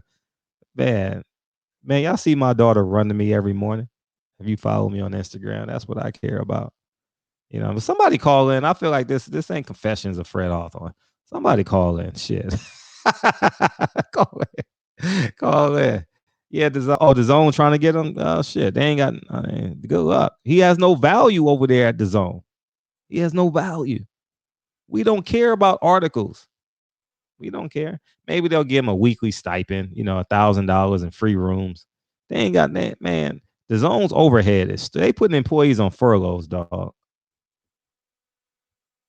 Yeah. Yeah. So, you know what I mean? And that's a great point, Jeffrey. He should have stayed with ESPN and did the sponsorship route. You know what I mean? He should have stayed. You're right. You're right. That's a big platform. That's a huge platform. Praise Black Jesus. Play Black Moses. 312. What's popping? Oh man, I'm calling back in, King, just because you said something that made me think about something else. And I said, man, I didn't eloquently say that. I personally believe, Fred, in what you're doing. I love, and I always say that to you because it comes from a pure place. Because, Fred, you're doing something a lot of people aren't doing. That's advocating. That's the key word that I forgot to mention. Advocating. Too many of us on these platforms that the media is at, they're not allowed to advocate for the Black community. Anytime that the media is there, you have a social platform. You got to say people of color. You got to say minorities. You got to say distressed communities. I love the fact that you advocate for the Black community because everybody else is like, when you're in the spotlight, they try to socially isolate you. Where you can't attach yourself to Black issues. You can't attach yourself to Black causes. So when D lost and you sat there and said, man, y'all don't realize what D had on the line. When D went there and fought Tyson Fury, D had a lot on the line. I'm sure he realized he closed a lot of doors because D has no problem sitting there openly stating, I'm Black. I love being Black and I support Black issues. He didn't come in and be quote unquote politically correct. I was in the barbershop, Fred, and because I believe in patronizing Black businesses. And the brother's cutting my hair and he's advocating for Tyson Fury. And I'm scratching my head because I'm like, damn. And he's a Black dude. I have to say that loosely for him. I don't know how many Mexican dudes, when it came time for Mikey Garcia to go against Errol Spence, they were Mikey Garcia. They didn't even have to think about it for it. It was just unconscious, Mikey Garcia. You had so many of them who openly stated, look, Mikey Garcia, what did David Benavidez sat there and said, I'm going for the Mexican off rip. Yeah, I remember that. Don't even hesitate. Canelo, I'm going when Canelo was when Andy Ruiz was fighting Anthony Joshua. He went to the fight to support Andy Ruiz. They support each other unconditionally, and it's not even a second thought. There's a beautiful psychologist by the name of Frantz Fanon who was talking about cognitive dissonance, where you have people who do things and don't understand why they even do them. It's like they're socially conditioned to disconnect themselves from certain causes. And it's a key issue within the Black community, where I can be next to a Puerto Rican who's Puerto Rican all across the board. Puerto Rican fires, Puerto Rican basketball, Puerto Rican food. The individual joins a Puerto Rican friend, do everything with them. But the minute something happens where it causes a rift or the Puerto Rican has to choose, the Puerto Rican is going to choose Puerto Rican issues unanimously, no second guessing. With the Black one, well, that's my Puerto Rican guy. Puerto Rican are kind of like niggas. And I'm not saying this, I'm not giving that example to cause any type of racial rift. Please don't state that because I put my face on live. I'm not saying that to cause any type of racial rift, but I'm saying that to say that there's a cognitive disconnect. It's a brother who was talking, Tommy Davidson, and he was mentioning this issue. He said, listen, I realized when I got into a black taxi, the taxi driver drove me around. When it came time for me to go to my final destination and for him to take my luggage out, he just sat in the car and kind of looked at me. And I told him, if I had to get out of the car and take my own luggage out, I'm not tipping you. And he said, I could just see that the driver was caught up in his thought, like, damn, why didn't I get out and get this guy's luggage? Why did I have that hesitation? Why was there that mental disconnect for me and this other guy who looks just like me? And I was thinking to myself, I said, damn, it's so many of quote unquote Black people out there, Fred, who have that disconnect and don't understand why. And I understand this because of slavery. And the thing is, systemically, they try to stop us so you can't advocate for Black issues. If a homosexual person has issues, a homosexual person is going to address the issue. In sales, they say, he who diagnoses the problem, what is it? He who diagnoses the problem provides the solution. If I'm homosexual and I have issues, I'm going to address the issues. It's homosexual issues. If I am handicapped and I have issues, I'm going to come and I'm going to address handicap issues. If I am Mexican and I'm having Mexican issues, I'm going to come and address Mexican issues. If I'm Black, however, and I'm having Black issues, I'm going to come talk about minority issues, distress issues, people of color issues. So I'm never getting to the root of the cause. I never get to the root. Never. Because I'm not stating the true issue. It's Black issues. And if we never address Black issues, we'll constantly keep repeating the cycle over and over and over again. So that's why I really want to say, brother, I love what you do. And I forgot to mention that the first time when I video chatted you. Thanks, I love that you advocate for Blackness. You advocate it. Yep. And it's gonna be a huge difference when I get out the game. You know what I mean? If I ever do. You know what I mean? Lincoln gonna be barbershop conversations. The second generation edition. With his head down, he's gonna be able to say it with his head up. My father fought for a cause. He didn't fight. And once again, I'm not sitting there advocating for social isolation. I'm not saying that other groups can't be a part of it. But I go to a function, and it's not Hispanic brothers and sisters there. They'll sit there. I walk me with open arms, helping me understand, look, you're here to support a Hispanic cause. There ain't no confusion. There's going to be Mexican flags, Puerto Rican, them flags are going to be there. There's going to be no confusion to me. However, when I invite them to my function, they're going to be confused as hell. Nigga, you talking about LGBTQ issues. You here talking about colorism. You here talking about every other issue. Nigga, I thought we were there for a Black cause. They're going to be confused. Yeah. A lot of the Black people who are in positions of power, where they have the social platforms, if they have a function, it'll be confused. Yeah. Right? I kid you not. There was a function out here on the West Coast I went to. The function was, I want to say in June or July, we was talking about a Black Women Recognition Day. Fred, everybody there who was a guest speaker spoke about everything different. And they attached themselves and their issues to it. I'm like, wait, this person up in here is talking about transgenderism.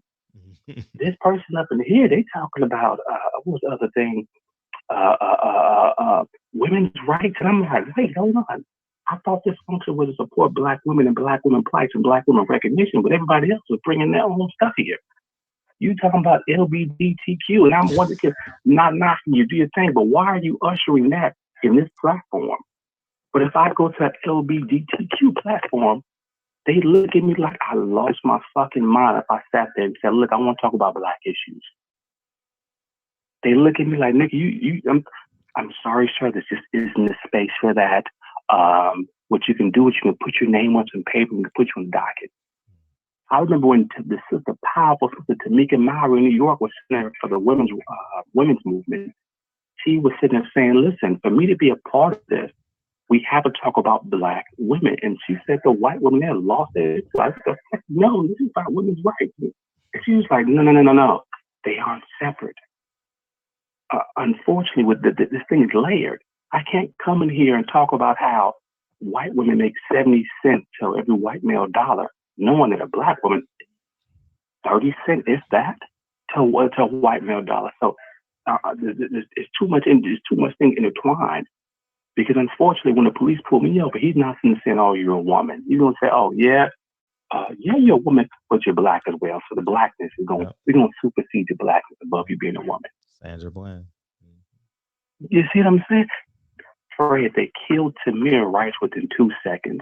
You killed a little boy within 2 seconds at a playground with a playgun. You lie about it. Video surveillance comes out showing that you lied about it.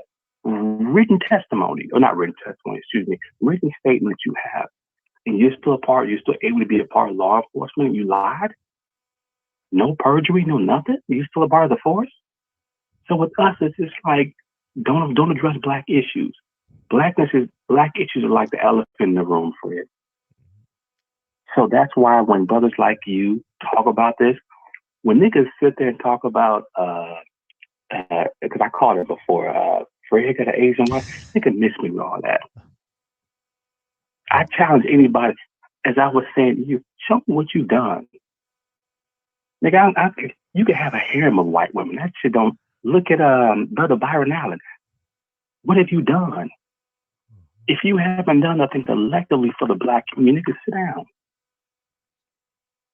If you're not truly advocating for black issues, and I'm not just sitting there saying, Fred, where you're thinking, well, I advocate for black issues where other black folks know when I use my platform to advocate for black issues. That's why, Fred, I grew up in Chicago. You couldn't tell me I wouldn't be a Jordan fan. It's like you're born a Jordan fan in Chicago. But as I got older and I looked at what LeBron did, I'm rolling with LeBron. There's no way in hell that you can see black boys die with Jordans and you can sit there and say, you know what I'm gonna do? I'm gonna donate half my money to black causes and I'm donating the other half to police forces. What? How can you do that? Didn't be able to expect people to look at you and say, you know what, I love that Michael Jordan did something. You're not using your platform to advocate for black issues. And the thing is, before you had that money, you were black, right? Come Africa. That's why I love when Jay said, still nigga, no matter what Devin Haney does, no matter what you do, what any of them do, come on now, Fred, you know what we're going to be. You can look at Tiger Woods. The nigga sat there and said on Oprah's show he was Camden Asian, right? Tell me I'm exaggerating. When he got arrested in Florida, Fred, you know what they put down on the arrest? Black. They didn't put Camden Asian. They didn't put none of that nonsense down for Tiger Woods. So I understand, man, that I gotta advocate for me because if not, what they're gonna do is they're gonna socially isolate me. And once I've socially isolated myself enough and I do something they don't like, look at Bill Cosby. Still Bill Cosby me. Well, even if you want to support Bill, it's hard for you to stomach it because look at all the things Bill said. Look at how overly critical Bill was of the black community. To the point where it's like, nah, y'all can have him. Do what y'all want to do with him. Because Bill unfortunately isolated himself thinking that I can carry myself a certain way, talk a certain way, do certain things that they'll love about me. And I could be a little pet Negro and then what happens to me? And then I do something I fall in favor with him.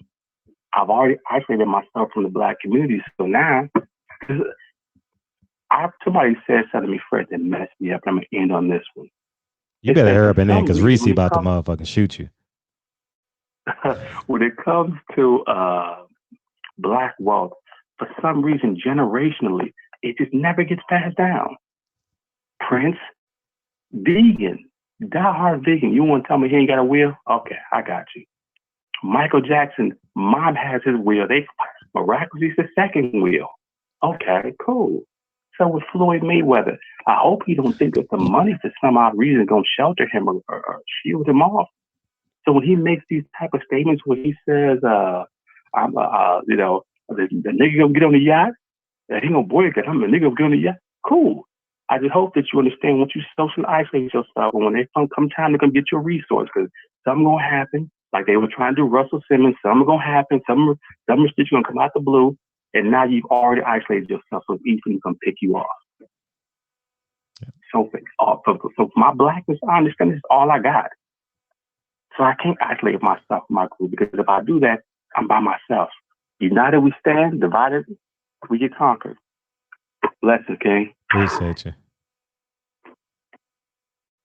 We made it, Reese. We made it, Reese. We made it. You up next, baby. Shout out to Mark, man. I appreciate you, man. For fuck you too, Fred. Salute, man. I appreciate you guys in the Cash App, man.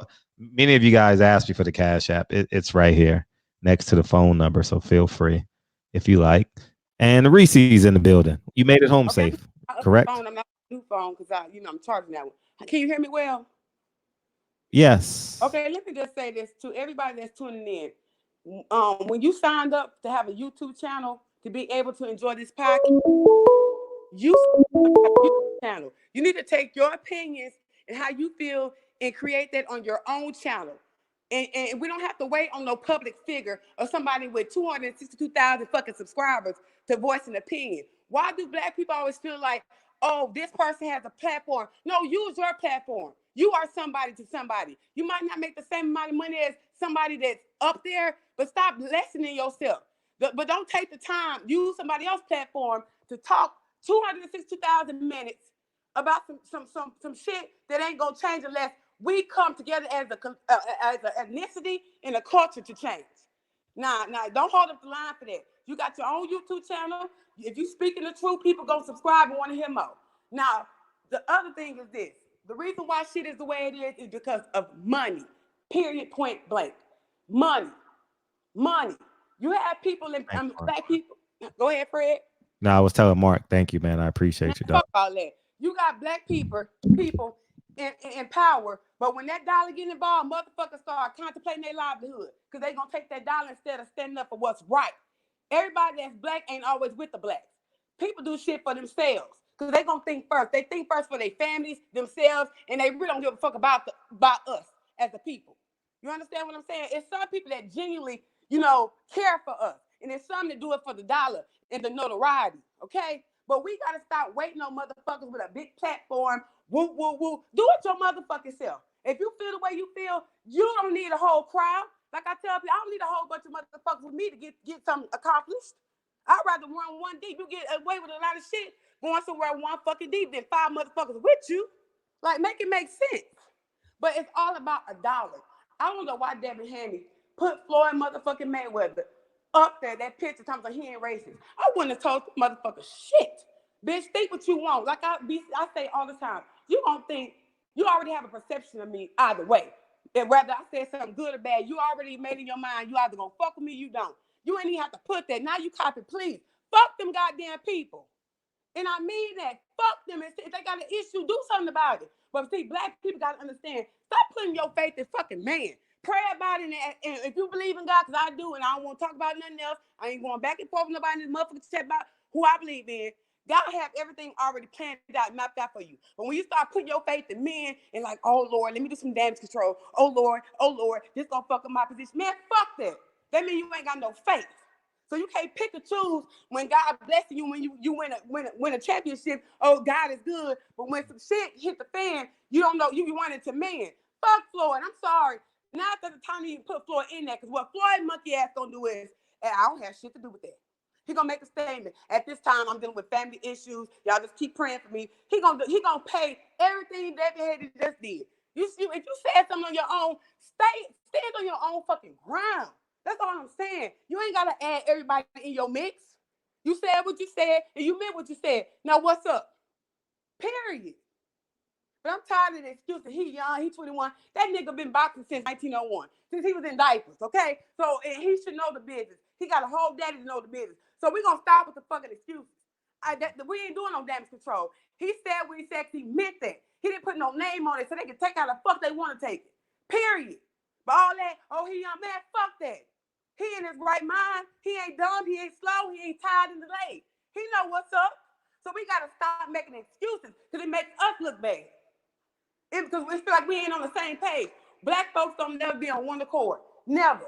So just like yesterday, we too busy trying to be right instead of coming together and standing behind something. You understand what I'm saying? Like, we got to fix ourselves. I'm tired of it. And the reason why I am the way I am, because I'm raising 2 black boys. You understand me? So I'm passionate about that shit. Any young man. Because I feel like they my sons, because that's all I know. So that's why I come across like that. Especially when it comes to black men. Because I know I got 2.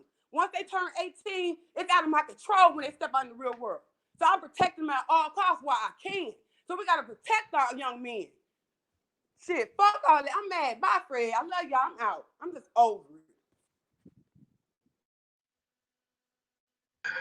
it. Hey, man, what up? What's up, my brother? How you doing, man? How you feel, man? You good? I'm good. I'm trying to get my camera right, man. I'm looking crazy here. Oh, you all right? Yeah, I'm looking. Man, you gotta love Reese, man. Oh, don't we all? Yeah. On Devin, what Devin Haney said, man, I hope that he doesn't backtrack on what he said. You know, one thing that, you know, like the brother that called in said that whenever we speak of, you know, how proud we are, that's always taken as hate. You know, like you know what I'm saying? Like loving yourself is anti-white. You know, and that's crazy. You know, that doesn't make sense at all. But yeah, I hope he doesn't backtrack on that.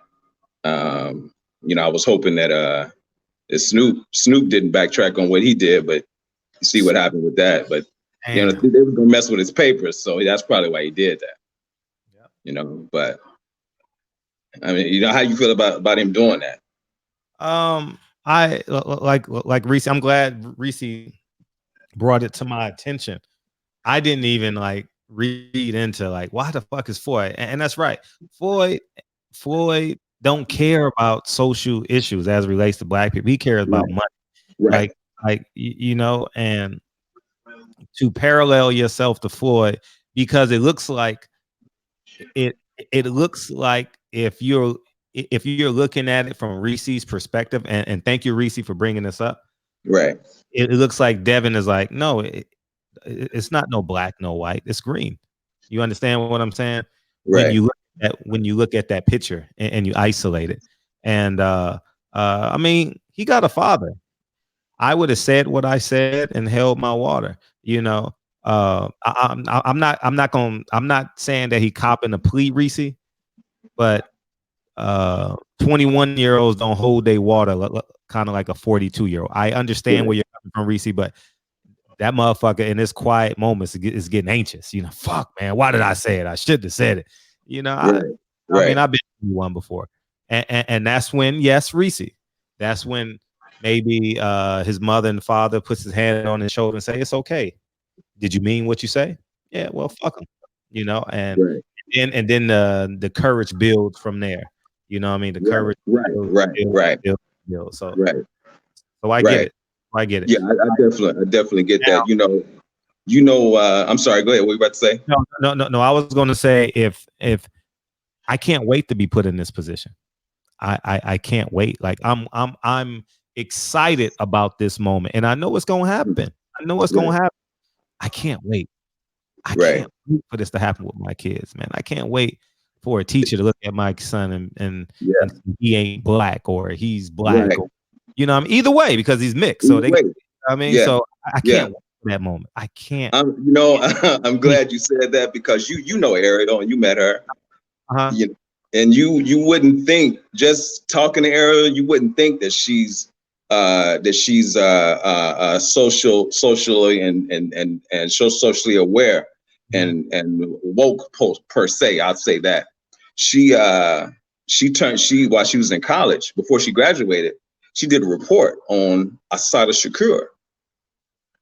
And Ariel, she can, you wouldn't think of it, but Ariel can be radical at times. Oh, that's dope. She turned the report in on Assata Shakur. I said, baby girl, you sure about that? She said, yeah, daddy, I'm turning it in. I said, all right, stand on your square. She's when you see her, if her hair's not braided, she got her afro. You know what I'm saying? She's very woke, man. I pride myself with that because I always teach my daughters about themselves. You met Erica, but you know Ariel because you've been around her more than Erica. Erica, she's not she's becoming more more aware, but she wasn't as woke as Ariel is. And it was some situations with Erica because Erica is a real good artist since she was 6 years old. And I used to go to her elementary school all the time. And she was drawing a picture, and she had this whole playground area drawn real detailed. And I'm looking for her, and I'm just like, I said, baby girl, where are you? And she pointed at this little white girl that she drew with blonde hair. I was like, wow. I said, are you serious? So I had to begin to, instill in her. And I thought I had been, but the social mindsets they do with our children, man, they breed them up from, small up. And that's how you end up having coons, because they breed them from, from little all the way up. But when she did that, it tripped me out, bro, because I was like, wow, as much as I've been telling her how beautiful she was, she, because of, watching, there was a test they did with dolls. I don't know if you know about this. Oh, yeah. Oh, I've seen it. Okay, yeah, right. So, I kind of relate that to her mindset, and I had to work with that. And, now she's awoke, but, I had to start, it's like dealing with two girls, man, with different personalities. It's something else, but she's good now. But had I not addressed that, you know what I'm saying, I would have had a different issue with her. No, and that's beautiful too, because I mean, shit, Santa Claus, fucking St. Patrick's Day, right. 4th of July, Labor Day, President's Day, Santa Claus. It just goes on and on and on. It never stops. So. Yeah. I mean, we got to have our representation. I know that's important. I mean, it's so important, man. It's so, man. I can't wait for them to try and teach my kids about Christopher Columbus. Oh man, I'm going right on that paper. Daddy said, "Fuck Christopher Columbus." Yeah. And if you got a problem, here's put my cell number on that motherfucker. Yeah. See, I just sent Ariel a book by Dr. Claude Anderson called Black Labor, White Wealth. Okay. I don't know if you read that book, but it's pretty. It's pretty. I know of it. Yeah. Okay, Dr. Claude Anderson, man, he's breaking down some shit in that book, man. And I just sent her that book, and Eric already has it. And there's another book that he wrote called Powernomics, and I just sent her that one as well. But yeah, man, that's that's gonna come up, you know what I'm saying, with your kids. I've already gone through that, and that's gonna come up, and that's why, I have to what the enemy is teaching our children in school, you have to go back, and de-brainwash, all the nonsense that they teach them. And I've been able to do that with my daughters, with different documentaries and books. Even now, I still do. I just sent Ariel the Haitian Revolution of 1804. I just sent her that documentary, You know, so she's always, you know, she's always socially aware of what's going on, and you have to continually, even though she's a college graduate, you still have to continue to deprogram, you know, a lot of stuff they've just been put in their minds. You know, and it's funny that, you know, I just had the brother that called earlier. I just had this disagreement with my father, how, you know, he comes from that generation of wearing a cape for everybody else except us. You know, and it was, and when I was talking to him, I told him, I said, man, I said, your mentality, you know, is the reason why we're in the condition we're in now, because our forefathers ahead of us had this mentality of wearing a cape for everybody else except us, except our own, and it's a shame, you know. But yeah, I hope Devin don't backtrack, man, on what he said. I hope you know. not. Yeah, man, I got a dilemma I wanted to talk with you about. I was going to talk to you about it off the phone, man. You know, I drive trucks, and I'm just really tired of driving for everybody else, man. I'm trying to get my hands on the dually, you know, because I run hot shots. You know, I was hauling fuel to Midland, Texas, and I was running. Yeah, I was running to a lot of hot shot drivers, man, and they was just telling me how much money they've been making running hot shots, and they were like, man, you know, if I had known, you know, I was talking to these cats, and it was like, if I had known the kind of money I could have made hot shot, he said, I'd never drove big rigs. You know, and I'm trying to decide if I want to go back and drive, you know, or try and get my hands on a dually, because I got a pickup, but I got a 1500. I need to try and trade it up on a dually, and I've tried to do that, but I'm in this what they call upside down deal, and I can't get out of it. But I'm trying to get my hands on the dually, man. But I'll call you. We'll talk about it. Yeah, for sure. Yeah. All right. Let me get off the line, man, so everybody can get in. Appreciate you, dog. Appreciate you. All right, brother. All right, one. Yeah, man. Yeah, man. I can't, man. Dog, I can't fucking wait for that moment. I'm looking forward to that moment. I already had the conversation with Dre. Step back, shut up, go in the car, whatever. I'm handling this shit. I already told Dre, if you ever walk through the mall, you say fuck you and keep going. You know what I mean? You say, you do not let other people say, oh, she got beautiful hair. Fuck you. I'm not dealing. Nah. I ain't dealing with that shit. Oh, your daughter got beautiful hair. Well, how about my mom's hair? You know, I can't wait, man. I can't. Oh, I can't wait.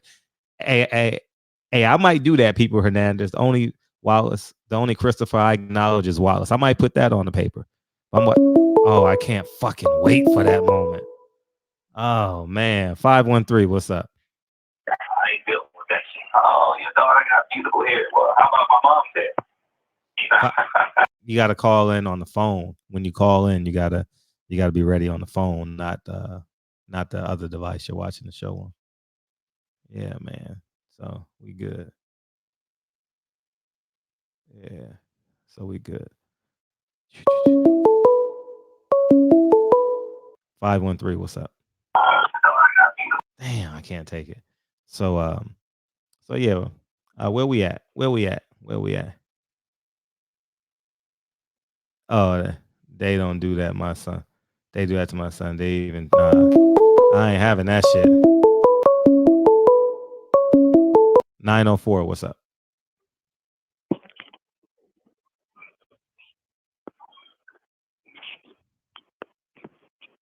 Damn, y'all. Anyways, man, we getting the fuck out of y'all niggas. Don't know what the fuck y'all talking about. DB, you still in the chat? DB, you here? I ain't fucking with y'all. DB, you here? Where you at, DB? You still in the chat? Hey, I can't wait for that moment.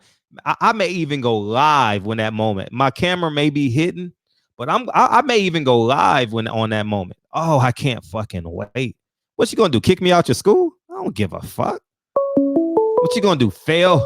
What you gonna do? Fail a 6-year-old, a 7-year-old from an elementary school? The grades don't count. I don't give a matter of fact. I don't even care about public education. Like, I mean, I don't even give a fuck. I don't care. You know, I don't value. I mean, I value the social interaction. You know, I mean, after 8th grade, what the fuck is? I mean, I'm thinking selfishly of myself. You know, Lincoln and Kennedy may want to become a doctor like their mom. Maybe want to become a lawyer like one of y'all. You know what I mean? May want to be a surgeon like one of y'all, or a plastic surgeon. Somebody in here is a plastic surgeon. You know, so I stand corrected as that. But if that motherfucker Lincoln say, "Oh, I want to be a entrepreneur," shit, fuck, we ain't going to college. The only way you going to college, you say you want to be a doctor or an engineer. You ain't going to college to motherfucking be a business owner. Shit, daddy got 40 years of business by the time you get ready to go to college, nigga. You go sit your ass down. Yeah, homeschooling is the best. I agree. I can't wait, Rich. Oh, I can't fucking wait. I can't, like, I always tell people, don't touch my kid's face. Don't touch him. My barber laughs. Like, I have a female barber. And I'm always in line waiting, because you know you get to the barbershop early and shit. And I don't give a fuck if you grandma black, you know what I mean, or 23-year-old, whatever it is. Because when you see my kids together, they're a beautiful couple. You know what I mean? And people always want to play with them, take the candy. I'm like, nah, my kids don't really accept candy. You know, nah, don't touch them. You know, I'm not trying to be mean, but y'all know it is. Y'all had little kids before. Every fucking little kid is beautiful, handsome, beautiful. You know what I mean? I be looking at little kids like, damn, they so beautiful. You know what I mean? Every day, like I go to Lincoln School, I be like, damn, all these motherfucking kids are beautiful. You know what I mean? And then life beats them up and they get the motherfucking frown faces and shit. 904, what's up?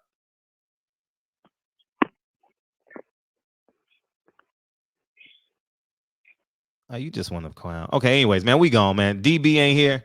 All right, I'm going to play the song, man. I appreciate y'all niggas coming in tonight, man. Appreciate y'all. It's killing. I mean, millions and millions of people. Appreciate y'all coming in. TB, like, fuck it, man. TB been taking a break, man. How you doing, man? You all right over there, man? You too high? Hey, TB, you got to beam in. Niggas need to know what you look like, nigga. What up, Broderick? Appreciate you, man. I don't mind you taking the opposite side of the spectrum. Hold your ground, nigga. Hold your ground. You know what I mean? Reese, how you feel, Andrew? Omega Red. Thank you, Fly High. Hey, thank you, TB. I appreciate you. Reggie Owens, thanks for the help, man. I appreciate you helping me produce the show. You get producer credit, all right? So, hey, look, Reese. Hey, me and my friend, I'm gonna tell y'all this shit too. Me and my friends got a pact too. All my friends. You guys don't have accountability team, right? If we're applying for a job, you know, and shit, we had degrees and shit, or you need my titles. My titles are your titles when you apply for a job. My titles are your titles. So between me and my like core 6 or 7 friends, we done accomplished everything in the world. Hey, it's all in what you do. Hey, some things you gotta do. Hey. I don't know, man. Y'all give me a topic. DM me. Much expected, much is given. I was thinking about politics and religion. Religion is kind of popular. I don't know. Y'all tell me. Before your happiness, yes. You can be the best if you go the distance. Mix a little sweat with your persistence. You know that the best things are never instant. Just shine up, let them see it brilliant. Get up, open up your eyes now. It's the moment of truth. No backing down. We're bringing it to life. Ooh, for the children, it's a given. You gotta give it, be a blessing. This my personal statement. Run the game like I'm aces. Learn and develop patience, determined to be the greatest. Yeah, bobbing and weaving, they changing up like the seasons. Indigenous to the grind, so I do it for all my people. Jabbing the competition, back up against the ropes. You fighting for recognition. I'm fighting just to promote equality where we lacking. While cancer slowing our road, I'm confident we'll make it. We focus on common goals. Yeah. Give back, give love, giving something away. Never give up, stand tall to fight another day. 2 toes, 2 feet, I stand on the ground. I want people to fight. You already know that shit. No rehearsal. This your favorite part, TB. Cause the devil is alive. I'm telling you the truth. It's only what you do. Some things you got to